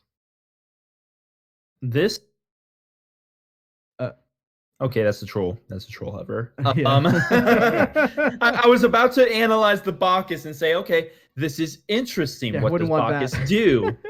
Not much. Why would you pick the Bacchus? Because you're going to pick in a Wheelix, I guess. There's there's there's not a whole lot that Bacchus does really well right now. I don't really like Bacchus in the current meta. The Ganesh being locked in tells me that this is absolutely a troll hover. And if it gets locked in, then I guess that the Poseidon won't be a bother anymore, because that will almost certainly be Bacchus jungle, which I would put all my viewer points on the Killer Kappas if that's locked in. But that's me personally. Bacchus is still being hovered, so I think I would like to see them go for something for Nova Shark here, or even just lock in the Poseidon again. So And I mean, there's a few things that they can go. All I yeah, there's a know lot of is options they there. should not lock in that Bacchus. And there's always a potential too of, maybe being stuck on that Poseidon if a player had DC'd out of the lobby during picks or something else, and there's a lot of potential there. And hopefully, like you said, as long as it's not that Bacchus, I think we'll I think we'll all be happy. But And let's just entertain the idea of a Bacchus jungle real sure, quick. that'd be What fun. what does Bacchus jungle do really well? He Well, definitely burps. he belly flops onto Freya, and if he has Polynomicon online, he one taps her. If he doesn't have Polynomicon online, aka the first 15 to 18 minutes of the game, then he's doing nothing at all to that Freya. And that's really all Bacchus does. High damage, not very good wave clear or jungle clear, I mean. This Bacchus gets locked in. There's only one place it can go, which is Bacchus jungle, because Bacchus will be even worse in solo and in mid. So I think it would have to be Bacchus jungle, and I would almost say Vibe Tribe and Shizuki are trolling and want to lose the game if they lock that in. And that's just me being honest. So let's look at the positive sides then. Let's assume that this was a lobby reset, as we still haven't seen the pick come out. Let's assume this Bacchus isn't the pick, and we're gonna have the new pick revealed. Where do we Mhm. want that pick to go? What are we looking for? Because for me, I am looking for some kind of pick in the ADC role that can continue, and this probably seems mean spirited, but I'm looking for something to continue to kind of beat downwards onto Simple Mill and keep the advantage for Vibe Tribe in that dual lane and let Nova Shark continue to be a monster. Absolutely. And if I know Nova Shark, if there's one character that he will do that with, well, there's two characters he'll do that with. One is Poseidon, but if Poseidon gets locked in, I'm willing to bet that that's going to Shizuki after that last game. And the second is Donzenburo, which Donzenburo, not very good in the meta, I don't think, but he is playable. And Nova Shark's Donzenburo is something to be feared. Even in a poor matchup, I have seen him run that duo lane. And so if the soul is no longer an option and we Nova Shark is saying, okay, I want to keep running it down. I want to keep beating down on Simple Mill. I'd expect for him to go the Donzenburo. Now, there's much better picks to do that with. For example, On Her, I think, is one of the best ADCs to do that with. Ishtar is another one. But knowing Nova Shark, I think that the Donzenburo is most likely. On Her or Ishtar would be the best picks, though, in my opinion, for that playstyle. But I do agree. I think this next pick should be looking towards an ADC. Yeah, I mean, don't get me wrong, I'd be interested in the potential of a Bacchus. You I know, wouldn't. let's have some fun. Let's have some fun then while we wait, because Okay. clearly at this point it is a lobby reset. Let's hypothesize on the potential of Bacchus ADC. Now, hear me out. Freya would have a really tough time for like a second or two during cooldowns, right? Okay. You wait for the combo to be down. You flop in. You get a good burp. If it's ultimate time, maybe you can auto reset on the ultimate. Get everybody drunk. There's not a reset on the drink too. So if you can get enough of those in, and maybe if you can call the house a Simple Mill, right? Stay with me. Send somebody into the room, unplug the mouse for a minute or two, so it's only abilities, or you can't basic attack, and then you do those auto resets, and then you get the perfect combo. Maybe some help from your Ganesh comes over too. You get the kill anyway from the assist. If all those things happen, it's theoretically possible. You're forgetting that the whoop cancels out the burp. So. Oh my god. So what you're saying is true. The only way, and I do mean the but only he can't way. aim it because his mouse is unplugged. So you just stay close range. The only way, in a legitimate sense, that Bacchus does anything to a Freya is if A, beads are down, B, Valkyrie's discretion is down, and C, whoop is down. If all three of those things are down, then there's a possibility that Bacchus will do half her health bar. And that's just a fact. That whether that's in jungle, whether that's in ADC, I don't think Bacchus will. Bacchus doesn't do anything in support right now. Why would he do something as an off role? That's just a fact. I'm done talking about the Bacchus. Can we just let's talk about what's I'm having the so much fun. I'm not. I'm not having fun talking about this Bacchus. I'm having an aneurysm trying to work out in my head what could possibly be good. And the best case scenario is Freya has her relics down, her ultimate down, and her banish down, and she will lose half her health in that scenario. That's like best case scenario. So I'm done talking about. Yeah, good news is the lobby's reset. We're back in, so we're gonna know that pick in a second. And if it's not the Bacchus, If it is, honestly, if it is the Bacchus, I say we don't cast, we just watch. But it's going to be an Ishtar Ishtar. that gets locked in that place. So it Thank was an ADC all along. thank God. And it actually was one that I suggested. Ishtar very good at bullying out opponents that or laners that need a little bit of ramp up time. And Freya is the definition of need a little bit of ramp up time. Without at least 2 rings or without at least the hastened ring and a Bancrofts, then Freya will not be doing much in lane, much less when you're boxing.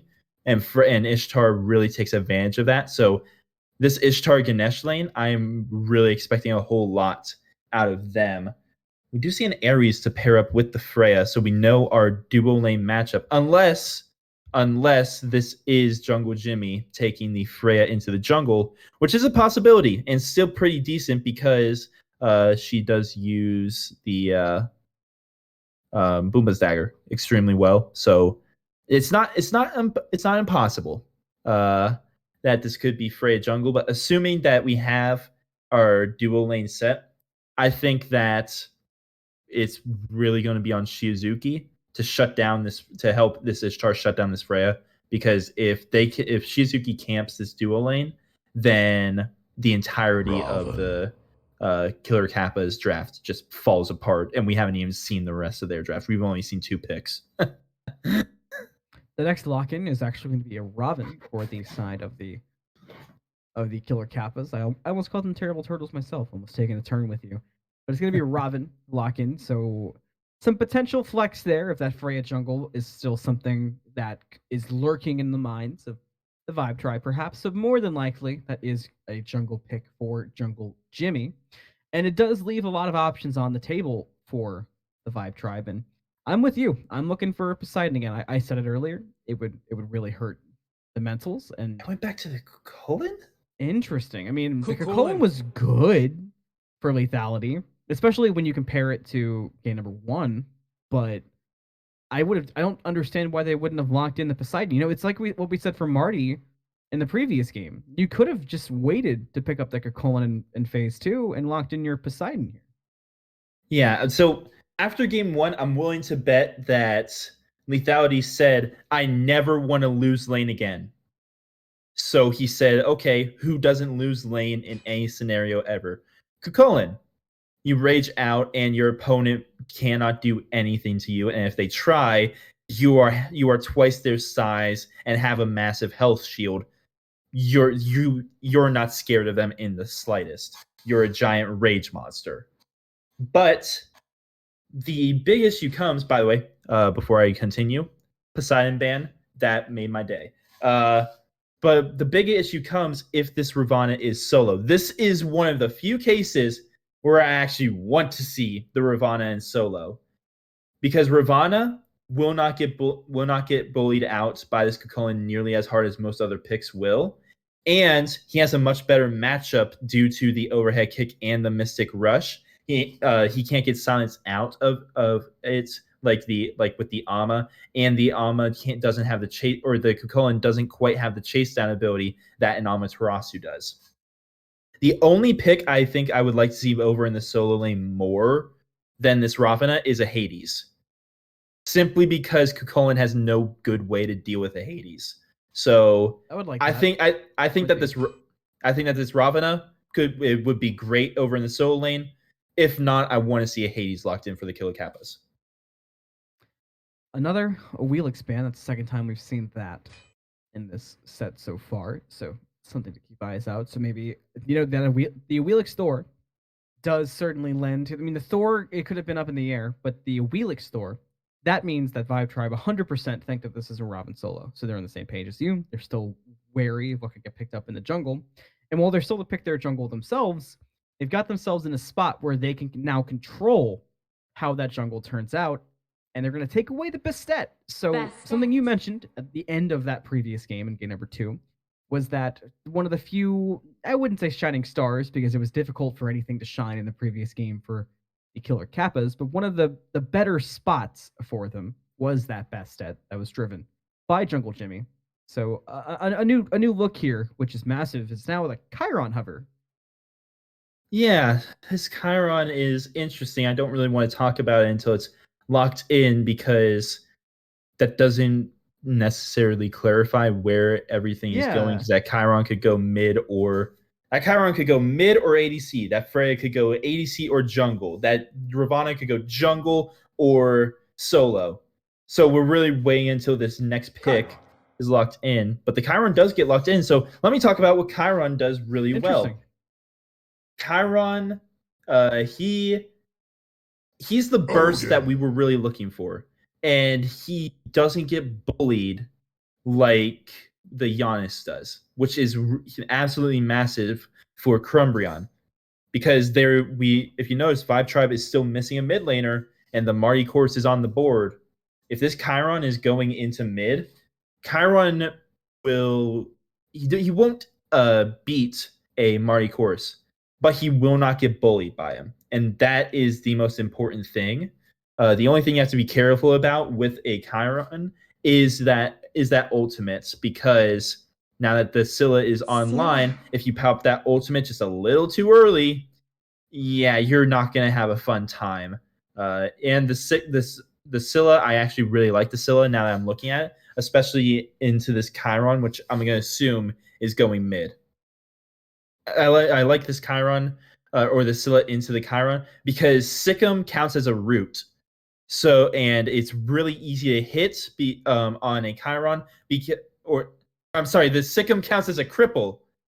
Obviously, it's a root. The Sikkim counts as a cripple. That makes more sense.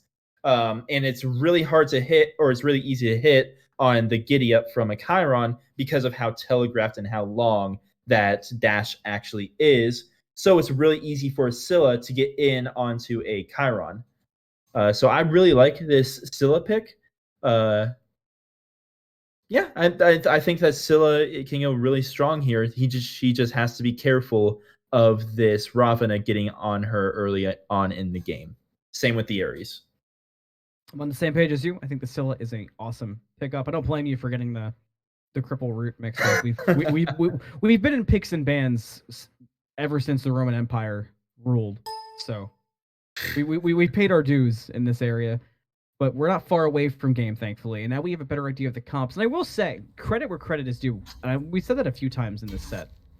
The Killer Kappas had a draft that I feel like any coach of a Smite team would love, because there's one thing it certainly did. It made the Vibe Tribe have to think really hard about what was going where. And until that last trade started coming in, until the Chiron was locked in, it still wasn't even 150% because there was a looming threat of maybe going an Odin jungle, which we've seen recently, and even in the highest tiers of play, and a Robin solo. So in terms of drafting, maybe one of the best we've seen from Killer Kappas, but at least for me in the dumb play-by-play brain, I don't know if I'm seeing enough from the Killer Kappas to write off Vibe Tribe, especially after the thrashing they just gave. I'm not going to lie to you. I was feeling great about the Killer Kappas draft until two things happened.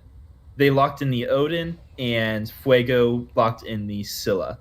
So Scylla doesn't deal with Ravana very well. So I like having the Ravana in the jungle for that. Other than that, I think I would have preferred to have the Ravana in solo because it deals with the Gukolin a lot better. Sure. A tanky Ravana handles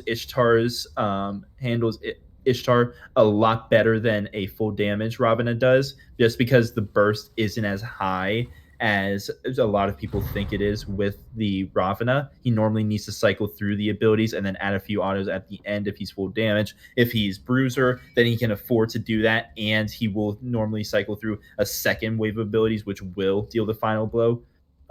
So I think that the Ravana should have gone solo, and honestly, I'm not a big fan of Odin jungle. I'm not a big fan of Odin, period, right now.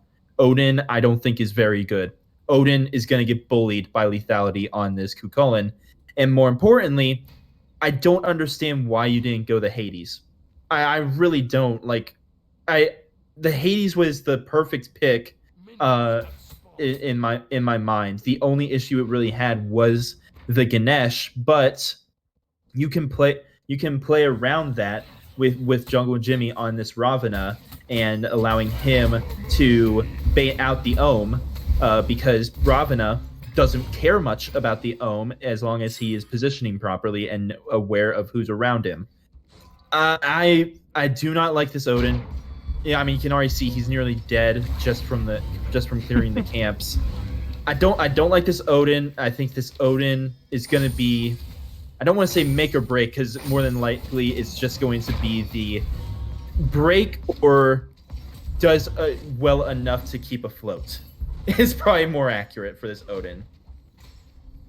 Also, something to keep an eye on this game is certainly Simple Mill, who, I mean, I'm rooting for it. Definitely not the most comfortable ADC and seemingly playing out of position, possibly. And for the Killer Kappas, I think having a Freya, I think you have more reason now than ever to try to get Simple Mill off on a strong start and pay attention to that dual lane, because if you throw the last 2 games away, Simple Mill is on Freya and against an Ishtar. So there's a world where you can pretty easily get Simple Mill a really nice, comfortable lead, and Simple can really deal out some insane damage to carry you through that early and kind of be comfortable for you mid, and then ramp back up late and really bring it to the Vibe Tribe. And I just think the key for Killer Kappas is doing it and sending the help. Yes, exactly. But the Freya has a double-edged sword like that, because at the same time, it is even easier for Vibe Tribe to shut this Freya down before she can get to any point that is special. And this gank right here could be the start of it if it goes wrong. Bastet already going to get out of dodge, though not quite interested, as Macy Pro had dashed in. Nova, the most in danger of damage, will get away. Solo side, about the same as we've seen.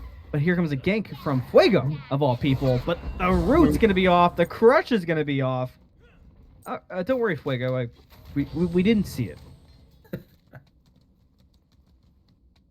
I am honestly at a loss of words. I hate to say a team lost because of one pick, or a team lost because of one player, but if this Killer Kappas team loses this game, a lot of my thought process will be, well, what if they put the Ravana in solo? What if they grabbed a Hades? What if they grabbed any pick but the Odin? And that's not a very healthy mindset to be in, but this Odin, I just don't think it is the pick. It just gets bullied way too easily by everything that the Vibe Tribe is offering. Well, you can see it right here. Jungle Jimmy trying to alleviate some pressure, but they lost out on their blue buff. Now Ryan and Jungle Jimmy are forced to hide under that tier 1, even against 2 low health bars from Vibe Tribe. And if that sets the tone for the Soja, if that's what Vibe Tribe can play around, it's just not going to be ideal. If there's one good thing, if you're watching this game kind of from a neutral perspective, this does have the makings of a potential lethality revenge game. It absolutely does. But Odin is not the pick you want to go if you want revenge on a Kukulkan. Because remember, the only pick that we didn't know when the Odin was picked was the Scylla. We had already known what their jungle was going to be. We already knew what their Scylla was going to be. We knew everything but their mid laner. And, I mean, everybody except Nova Shark can get out of Odin Cage extremely easily. Everybody can bully an Odin in a 1v1 extremely easily, except Macy Pro, but when is Macy Pro ever going to be 1v1ing an Odin? It probably never. This laning phase is going to be really rough for... As soon as you said never, I knew it was going to happen. Orion. This laning phase is going to be really rough for Orion, and Godspeed, and may God rest his soul. Vibe Tribe is pushed up slightly, but Killer Kappa's not going to have interest. Actually, they will. There's a no escape. It brings them both back. And Simple Mill with some good follow-up damage is silenced out from getting that Vanish quite off. There's a late shell out from Macy Pro. Vibe Tribe in a lot of trouble, but there's not enough damage from the Killer Kappas to make the most of it. Now with Shizuki here, things could change quickly. Rob Session in trouble, but it's going to hit Simple Mill, who got the pre-beads off pretty nicely, right at the perfect time to stay safe there. Survive Tribe, going to get out of trouble, and actually get some pressure and a beads out of it, too. One thing that's interesting, though, is we didn't see the Valkyrie's discretion used there. Maybe you could have changed it, but then you wouldn't have had it. An awkward fight there leads to Vibe Tribe's safety. He absolutely did not need to use the Valkyrie's discretion, and the trigger discipline is absolutely perfect there. It really is, because he might need it right here. Simple Mill in a lot of trouble again. I don't think this time it's going to be as easy to get away, but there's still potential, as Nova Shark is low in mana. Tick. My goodness. Oh. Nah, he's okay. He's all right. Gets the back. Live another day. Shizuki will watch the back go off just in case there were any plays to be made. So now, you've definitely spent some time walking us through your distaste for the Odin. But you did mention that there's a lot of the Killer Kappas comp that works. So let's assume, for a second, for the Odin enjoyers out there, that this Odin plays to the strengths of Odin, gets through the awkwardness of this laning phase against Lethality, who hasn't had the strongest laning phases. How can the Killer Kappas utilize this Odin in a way that proves to be more positive and progressive for their team composition? Lock down the Nova Shark whenever possible, and just use it as a sort of what's the best way to put this? They really need to use this Odin to try and just pull as much as possible. Bait leaps, bait dashes, bait escapes, bait relics. This Odin should really just be used as a baiter, pretty much. He's gonna get ganked here under the tier 1 tower. Oh, I didn't even see the Huntress, the Bass come out. And Shizuki actually ate a couple tower shots, nearly falls, but that is gonna be first blood to the Kukulin, which is gonna make the laning phase even rougher for this Odin. But as I was saying, come team fight phase, I really think this Odin needs to be used to bait things out for this Ravana, for the Ares, for the Chiron, to really rain hell on the opposing backline. So this Odin should really be the main initiator come late game. Now, something that you had talked about is the need for a burst mage for Crumbrion. We wanted to see the Giannis go the wayside. And when the Chiron was locked in, you talked about the burst and how it was a pretty fairly decent pick for what we wanted to see and offer some safety. Now, going to Dev's Gloves first on Chiron. That is not very bursty. Is there a Demon Blade next? I mean, what's the cookery here? So, it's not the worst pick. If he wanted lifesteal, I would have preferred to see him to go the Soul Eater. I am curious to see how he is going to build, because if we wanted the burst mage or burst hunter that he really needs, then I would have liked to see him go the Transcendence. Actually, Simple Mill getting ganked over and left, and he will end up falling to Shizuko. I think that he will be fine. Yeah, Shizuki going to be able to back up perfectly fine. But I would have liked to see him go the Transcendence into like the Jotun's Wrath or a Brawlers. Actually, Brawlers would have been absolutely huge after a Transcendence.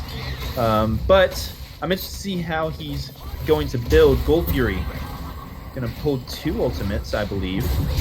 Yeah, two ultimates, the Blades of Retribution and the Dharmic Pillars. And they are able to secure that Gold Fury. Blades of Retribution just a little early. That was a little too close. And they left a lot of room for the Ares as well. The Searing Flesh almost got the steal there, which you can't afford to have gold get stolen by an Ares with Searing Flesh for free like that. You cannot allow that to happen. Thankfully, Vibe Tribe did not. As we come up to that 10-minute mark, they sit at a 2-0 lead, a very comfortable gold lead for this early, sitting at that 3,600 mark. And the Killer Kappas are just trying to find some kind of footing, some kind of play to maybe spark things up. Jungle Jimmy looking for it here on the Bastet. There's a no escape use. They'll bring the Bastet back. But will that actually be the end of Bastet? Not so far. Mystic Rush used. That'll do it. But I'm a Monster was waiting. Fuego my ego with the perfect timing there to respond to the Mystic Rush, making it a 1-for-1. Killer Kappa still down. Duo lane, Mr. Simple Mill here, taking the fight. Valkyrie's discretion used, should be able to get away. Thanks to that discretion, Blades' retribution was not up yet. Thankfully so, if you're Simple Mill. Yeah, I think that every time we come over to Simple Mill, it really shows just how unknowledgeable I don't want to say unknowledgeable, but how uncomfortable he is in this lane, because he wins that fight pretty easily, because there were a couple missed autos from Nova Shark. He wins that fight pretty easily if he includes his 1 when he is throwing those ranged autos. That entire time he had only had his 2 activated. He didn't have the enhanced auto damage activated with his 1, and it's called the Pulse Irradiate combo for a reason. Yeah, exactly. I only know the Pulse. I don't remember the name of the other stim. Yeah. But but yeah, if you have that first ability active as you're throwing out these autos, then you win most of these fights in these 1v1s, and that's what makes Freya so potent. Once you have that first ring online, now he was forced to fall back a little bit. He is a level down now, and he has a Bastet sitting right here as tier 1 tower with an Ishtar right behind her. This Freya, I mean, Simple Mill, you can't fault him for not knowing, but at the same time, it's a little concerning to see. Now, one thing I did notice in that previous team fight, well, I say previous, but it was a while ago, but that concerns me going forward as the Stygian Beacon spawns. For this fight, watch the mana pool of Crumbrion. It's already low to start a potential fight out, and Chiron's abilities, I mean, Transcendence is core for a reason. Chiron's abilities have an incredibly high mana cost. That's one of the design elements of the character. So if the Killer Kappas take a fight and Crumbrion doesn't start it at full, there's a world where an extended fight could lead Crumbrion really drooling for any kind of mana. Fuego Mago, using I'm a Monster, but goes very wide to the right. Killer Kappa still hanging out and interested in the fight. Crumbrion is not, and Vive Tribe are going to take advantage. Look for the Odin, not going to find it quite yet, but the Crush will. Fuego's going to find one. I'm a Monster already down, though, as I mentioned. So can Vive Tribe make anything else happen is the question. It's going to be difficult, but they're certainly going to try. Ares will be able to walk out of it with Crumbrion, and just the Killer Kappas have no sense of urgency at that Stygian Beacon. I am not one to typically sound harsh, and I like to harp, but my goodness, I mean, they're standing in front of you. Some of your team's even taking a fight. There's got to be a sense of urgency there from the Kappas. You're going to lose gold now, too. Oh, no, absolutely. I mean, this is a team where you want to scale with the Freya, yeah, but the rest of the team, I mean, they can get active pretty early on. Chiron, all of his abilities hit hard early. Ares is Ares. He loves early pressure. He's the god of war, for God's sake. The Ravana, I mean, he hits 1. You're just, if you're not dead by then, he hits 4 and you are. And then Odin, we've gone over Odin plenty. This is a team that can get active early, and it seems like they're almost scared to. And I do want to come back to this Chiron build. He went the Jotun's Wrath, which he kind of needs to, since he isn't getting the cooldown from the Transcendence. This build is not going to be hitting as hard as Crumbrion thinks it's going to, and that is concerning. This backline, which I thought really highly of, I was excited to see the Chiron paired up with this Freya. Come late game, that could be an unstoppable duo, depending on how Rob Session played this Ares. As the game goes on, and I'm seeing these little things, I'm gonna be honest, my confidence in this Killer Kappa's draft goes down and down. Simple Mill forced into that Valkyrie's discretion, but Nova Shark just running at Simple Mill. Gets whooped, but still gonna find it thanks to the shotguns. An Aegis for the no escape, but it was a bit early. So on the pop of no escape, Nova Shark gets popped themselves. Fuego. Oh, yeah. Raw, you might wanna start working out. Should be okay. It's tanky. It would take a lot to kill Ares, but I mean, Oh we've yeah, seen he's Ares fine. be we've seen him play aggressive. So there's a world where it's possible. If he keeps taking hits like that, they should be able to get away. You know, something I want to mention too is that this Ganesh is rocking Absolution. So now even one of the stronger suits of Killer Kappa's team fight, that no escape, instantly countered by good Dharmic Pillars. Yeah, I mean, this Killer Kappa's draft, I was so high on it. Other than the Ares was a little worrying, but I was so high on it, looking at it in the picks and bans.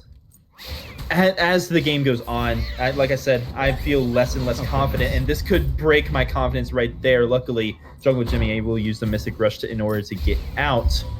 But this is just going downhill already. 6k down are the Killer Kappas, and I mean, you have a Freya on your team, you have a Chiron who's behind of a Scylla. That's not good right there. Being behind a Scylla is not good. Being a Chiron behind a Scylla is even worse. This is going to get worse before it gets better for the Killer Kappas, and honestly, they're just going to have to hold out until everyone hits 20 at this point, and then hope that they're not too far behind, because I don't see a path back into this game unless Vibe Tribe makes a fatal mistake. And we really did mention a few things that we saw that we liked of Killer Kappas. You were you did mention a lot about the Odin, but I was really excited to see Simple Mill in this Freya, and just with the amount of pressure that's been put from Vibe Tribe, and Jungle Jimmy's response has been good. I mean, keeping up and ahead of Chizuki, who's been notably quiet this game, but it just hasn't quite been enough. I mean, there have been fights where Vibe Tribe is able to kind of just sit in lane and keep the pressure on Killer Kappas. It's unfortunate, and you know, game one, the Killer Kappas looked fantastic. They just kind of lost some of that momentum. And I will say, while the gold lead's not great, and the kill lead is actually maintained comparatively to game number 2 at 17 minutes, I genuinely think there's a world, because of the state of the map especially, the Killer Kappas stay in this game way more than they did in game number 2 and can contest. They just got to clean things up. And there is a doomsday clock ticking. Absolutely. If you remember in game number 2, actually hold that thought, blink into no escape, instantly met with the Dharmic Pillars and Blaze of Retribution, and the beacon goes the way of the Chaos side. There is good potential here for Killer Kappas. They're gonna find Macy Pro. The potential's turning into something quick. Vibe Tribe gotta clean it up. They gotta get ready for this fight. You want to keep that lead intact. Not working great so far. The masterful shot's going to find Fuego, who could not get away. But Jungle Jimmy had already committed to the Mystic Rush in the back line and will get chased off by Nova Shark. Thankfully, Jimmy will be all right. We're rooting for the Killer Kappas, who's able to survive that fight and do it well. And the Kappas, with their best fight of the game, they're going to head right towards that Oni Fury, and they should be able to pick it up for free, too. This is a massive gold swing, a massive momentum shift, and they needed it, and they did it well. The Vibe Tribe in that fight looked outmatched. Yeah, absolutely. That is exactly what I was expecting this Killer Kappas comp to do early on. Maybe. Well, actually, no. That is what I was expecting, because the Chiron has the burst that we were wanting. The Ravana has the burst in the jungle that we were missing in game number 2. The Ares Raw Obsession played it in game number 1 and looked really good on it. Simple Mill is just a Freya. I wanted to see him farm up, and look at that. He hits 16. He has 3 rings online, and look at what he does. He gets a kill on the board for himself. I mean, this is what I was hoping to see out of this Killer Kappa's core. That one fight does not a save make, and Simple Mill still down over here on the Ishtar, but given he is a Freya, so being down at this point in the game isn't the worst. But I think what was biggest was Crumbrian getting that kill onto the Scylla. That was absolutely massive and got him back into the game. Possible blue buff invade. Actually, the blue buff was invaded and invaded successfully. Multiple ultimates thrown both ways, and Jungle Jimmy's sticking around for some reason, and he's going to end up getting picked. Mystic Rush not going to save him this time, but here comes Raw Obsession to maybe try and clean up Chizuki. Not going to catch him in time. That is one speedy kitty. and gonna go right under T1 tower. Blink in, and oh no, the no escape is a whiff, but thanks to the ultimate from Crumbrion, he is able to pick up the kill, but the fight's not over yet around the other blue buff now. There's got to be a change here from the Vibe Tribe. They're getting picked off way too slowly, actually, from the Killer Kappas. Crumbrion's going to run face first into Asilla, take a ton of damage, but a monster was off the mark. Unfortunately for Crumbrion, lethality was waiting. The Vibe Tribe now aggressing onto Raw Obsession. There's no cage to help them get away from things, and it might work out, but there was the Sentinel from Fuego Maego to get closer. Raw did break some ankles, continuing to get the chase off. There's a blink used from the Scylla. Response blink from Jungle Jimmy, looking for Fuego. I don't think that kill was worth all that, Fuego. Odin's going to pick one up. Another massive pick for the Killer Kappas, making it a 6-8 game. The Vibe Tribe should walk away from this, but the Killer Kappas are playing more aggressive off of it. No Bastet in sight for the Vibe Tribe, but that will be enough. Vibe Tribe call quits. Killer Kappas with another good fight, if not an awkward one. If Simple Milk continues staying alive on the left, if everything starts clicking like this, the Killer Kappas are going to be more than back in this game. Awkward fight is a bit of an understatement. That was a fight over nothing. That was a fight over a blue buff that turned into a fight over nothing, and they just kept fighting because they were in the same vicinity.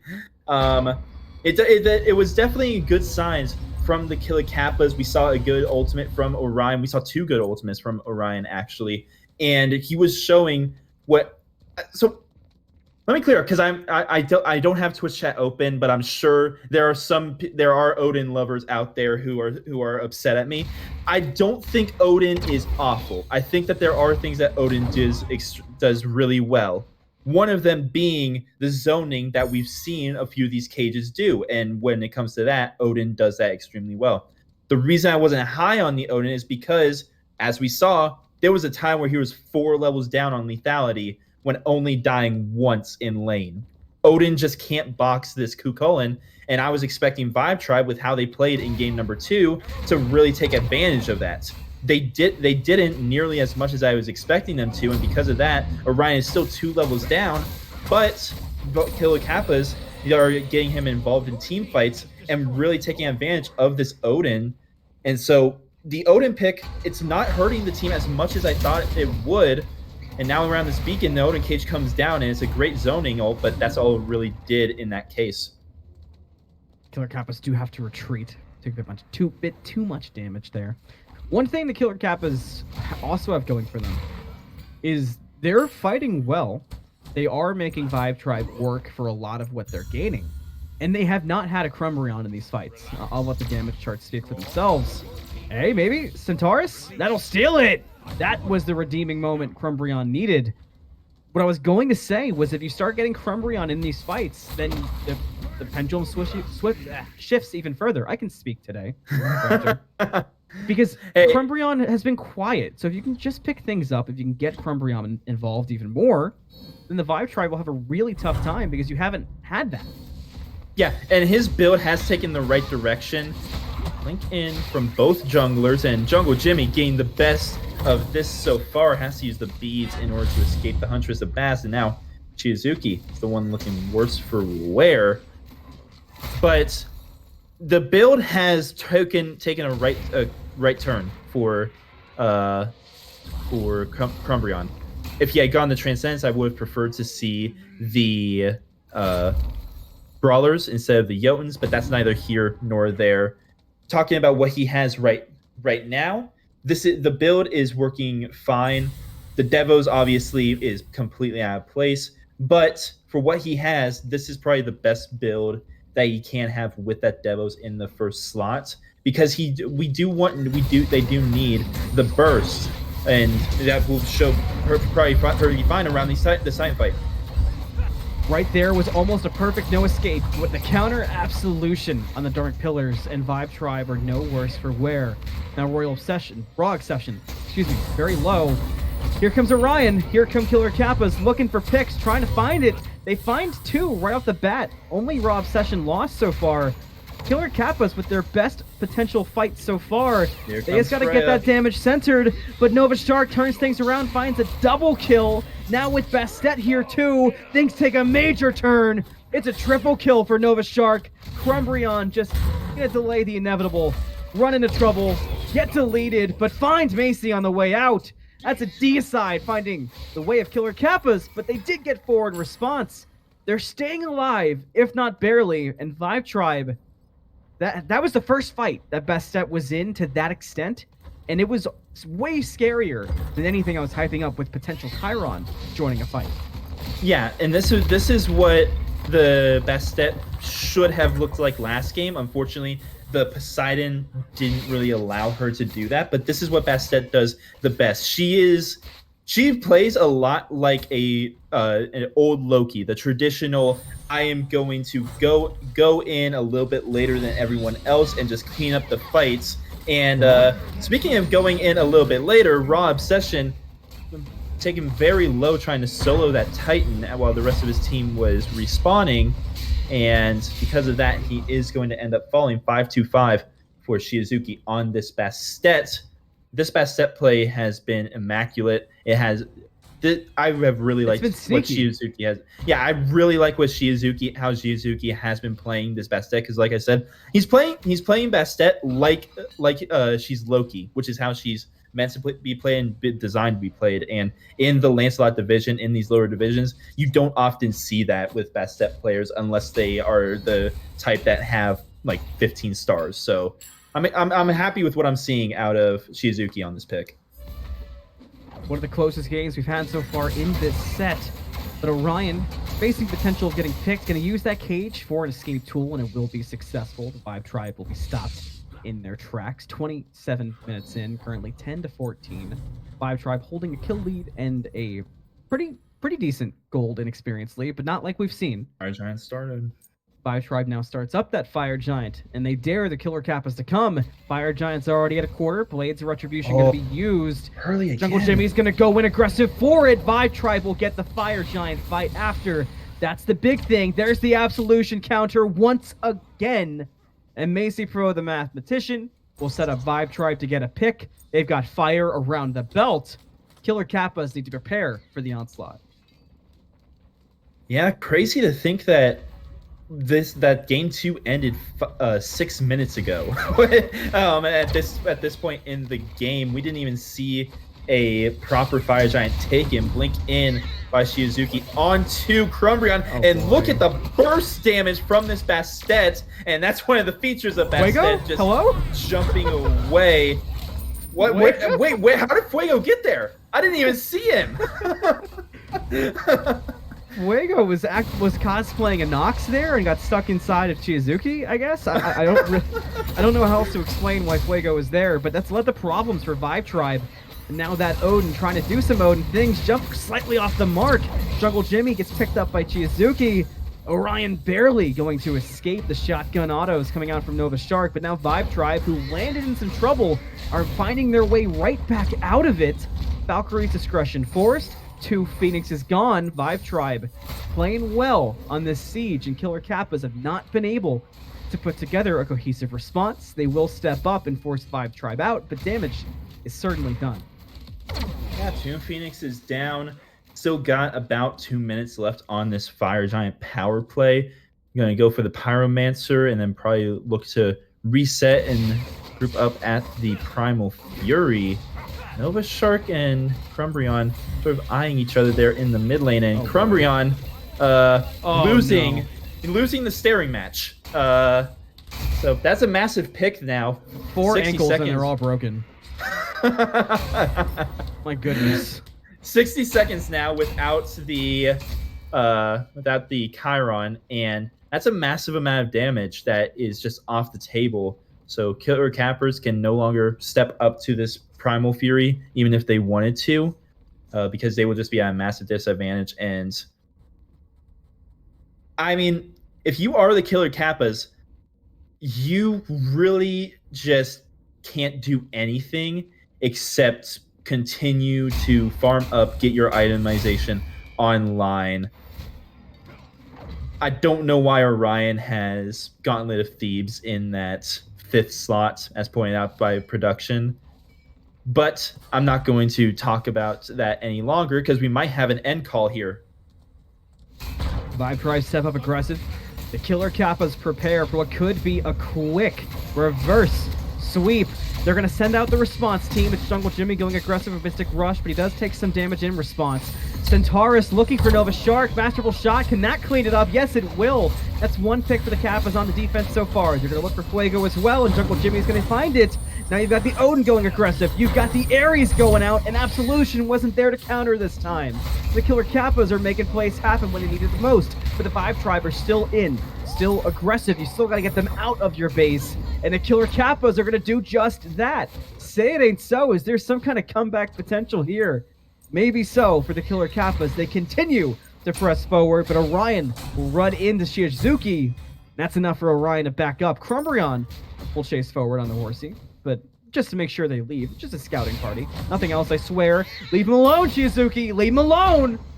He gets banished up, Fantastic up, whoop. chained, but no, they're not going to find it. Vibe Tribe do get away, and so does Crumbreon, for that matter. Yeah, absolutely massive whoop there because that does force out the beads from Shizuki. Otherwise, he does just die to Simple Mill. I do want to talk about, like, Simple Mill. He's doing damage to everybody, including Macy Pro. Like, he is doing an insane amount of damage. He's doing things we expect a Freya to do. And then he throws his autos at lethality, and it's like he is throwing literal gumballs at a brick wall. His autos are doing nothing to this Kukulin, and I'm like, what does this Kukulin have that the Ganesh doesn't? What secrets does he have? Vibe Tribe get the Primal Fury, and that might just be a retreat call. Actually, Blaze of Retribution coming out gets double stun, but that's really it. Right Phoenix does respawn, by the way, and Jungle Jimmy there to make sure that those fire waves don't push in. So one Phoenix respawn, another one coming up. Map state not quite even still, but Phoenix state about to be a lot better for Killer Kappas. Yeah, I mean, that's kind of the trick of the early getting out of that trouble, getting out of the quick state of the meta, and getting into that barn burner side, is if you can survive an early Fire Giant onslaught, and they did just that. They now force the issue of an EFG call, and Vibe Tribe will step up. There is one more fire wave, and it's in mid lane. And Killer Kappas are on the way, but they're getting here very, very slowly. Only Raw Obsession's already here. The Odin's on the way. Vibe Tribe send out a hit squad looking for Raw Obsession. Orion's in. Who's going to get it? It's going to be Vibe Tribe, thanks to the I'm a Monster, but Vibe Tribe still has potential to force a fight, and Raw Obsession's already down to a quarter health. Orion may be forced to use a zoning ult, but it's already been used. It's already down. That spells trouble for the Killer Kappas, and Vibe Tribe are looking to spell the end of Crumbreon. They'll do just that. That's the opening they needed, that they wanted. They're going to find Raw Obsession 2. Simple Mill already using the Valkyrie's Discretion. Will be easy pickings for Nova Shark, and here come the Vibe Tribe. One Phoenix, two members are all but stand between them in a set victory. They're going to walk right into the throne room. It's a two-man defense. Blink forward from Jungle Jimmy. Going to look for a pick. Not going to find it whatsoever. Fuego blew him up. Down to the Odin. The Odin will get dropped too. It's a deicide. It's a victory for the Vibe Tribe. Yeah, that fight was just so split up around the Fire Giant. Honestly, as soon as Raw Obsession made the call that they were on it, they all should have just backed up. They shouldn't have even tried to go because they don't have anything that will out-secure an I'm a Monster. Like, there's just nothing. The only way they get that is if Fuego makes a massive mistake, which he hadn't made too many outside of a couple positioning question marks, because thanks in no part to that blink that he has, just overextending it a little bit. But other than that, like, ability usage, hitting the abilities, he didn't really have that many question marks and or that many mistakes, and so I wasn't willing to bet my life that Fuego was going to make one and we steal away an EFG. you have a better chance of fighting around the Phoenixes 5 on 5 with them all five having EFG than you do 2v5 around the EFG where it's a 90% chance that you don't get it. So it's still early in the season, and this is a lower level, so it makes sense that they wouldn't think of it like that. But just a little bit of miscommunication from the Killer Kappas, a little being late to that Fire Giant, and just a little bad decision making when that moment came, ended up ending that game. But I mean, still, they fought back into that game when there were multiple points where I had honestly sort of given up on them. So kudos to the Killer Kappas. Yeah, I mean, I would definitely agree with that. They played very well in very many different opportunities, and everything I was looking for out of the Killer Kappas, I mean, they did. It just didn't culminate in a win. Simple Mill played a significantly better game while still not being comfortable in the dual lane, which is not an easy thing to do, and Simple Mill should be credited for that. The Odin, which I mean, went against the grain of what you were saying in particular, did have a fairly decent game, and the ultimates were very good consistently. Ended up out damaging the Chiron. I mean, if the Chiron had played maybe up a bit, maybe that build was slightly different. There's some potential there. Maybe even if they had gone a different burst mage. I guess what I'm getting at is that the Killer Kappas have a lot of small things that if you improve the small things, you'll be a much bigger and badder team going forward. And it's still early in the season, so they can certainly do so. But with me having given my final thoughts for the Killer Kappas, you as well, give me your final thoughts on the Vibe Tribe going forward this season before we wrap things up. This team looks strong. That being said, they do have weaknesses, and those weaknesses especially showed in game number one, where they got off to a quick start and an early lead, and then they completely fumbled the ball. Now they fixed that in games 2 and games 3, but still, even then, their communication doesn't seem to be completely there. Lethality and Shizuki, their dive, they aren't always on the same target, which when you're playing a Kukulin and a Bastet, that's perfectly fine because they play more like solo agents anyway. But if you're playing more of a team comp, then they're going to need to clean that up like they were playing in game number one with the Ravana and the Thor. They weren't playing together, and that ended up really hurting them on their dives in the team fights. But I mean, overall, the Vibe Tribe, they look like a very strong team. This is a team that knows how to play early on and play through their leads. And so I think that if they just clean up the team fights and clean up where playing around where they might not have a lead, then I think that this team could be nigh unstoppable because they showed a lot of promise today. I would agree with that wholeheartedly, and it was an exciting matchup. Don't forget that game one. I guess that's what I'll say to the teams when they do VOD review. Do not forget that game one for both sides. Realistically, that game one showed I think the best of both teams in certain aspects and the worst of both teams. And there's a lot to look back on and a lot that you can improve with. But that is unfortunately going to do it for us tonight. My name has been Anthony Malum. I've been joined by Raptor on the microphone with Lord Poseidon taking us through production. And thank you to Lord Poseidon. We'll see you next time on Camelot for more action.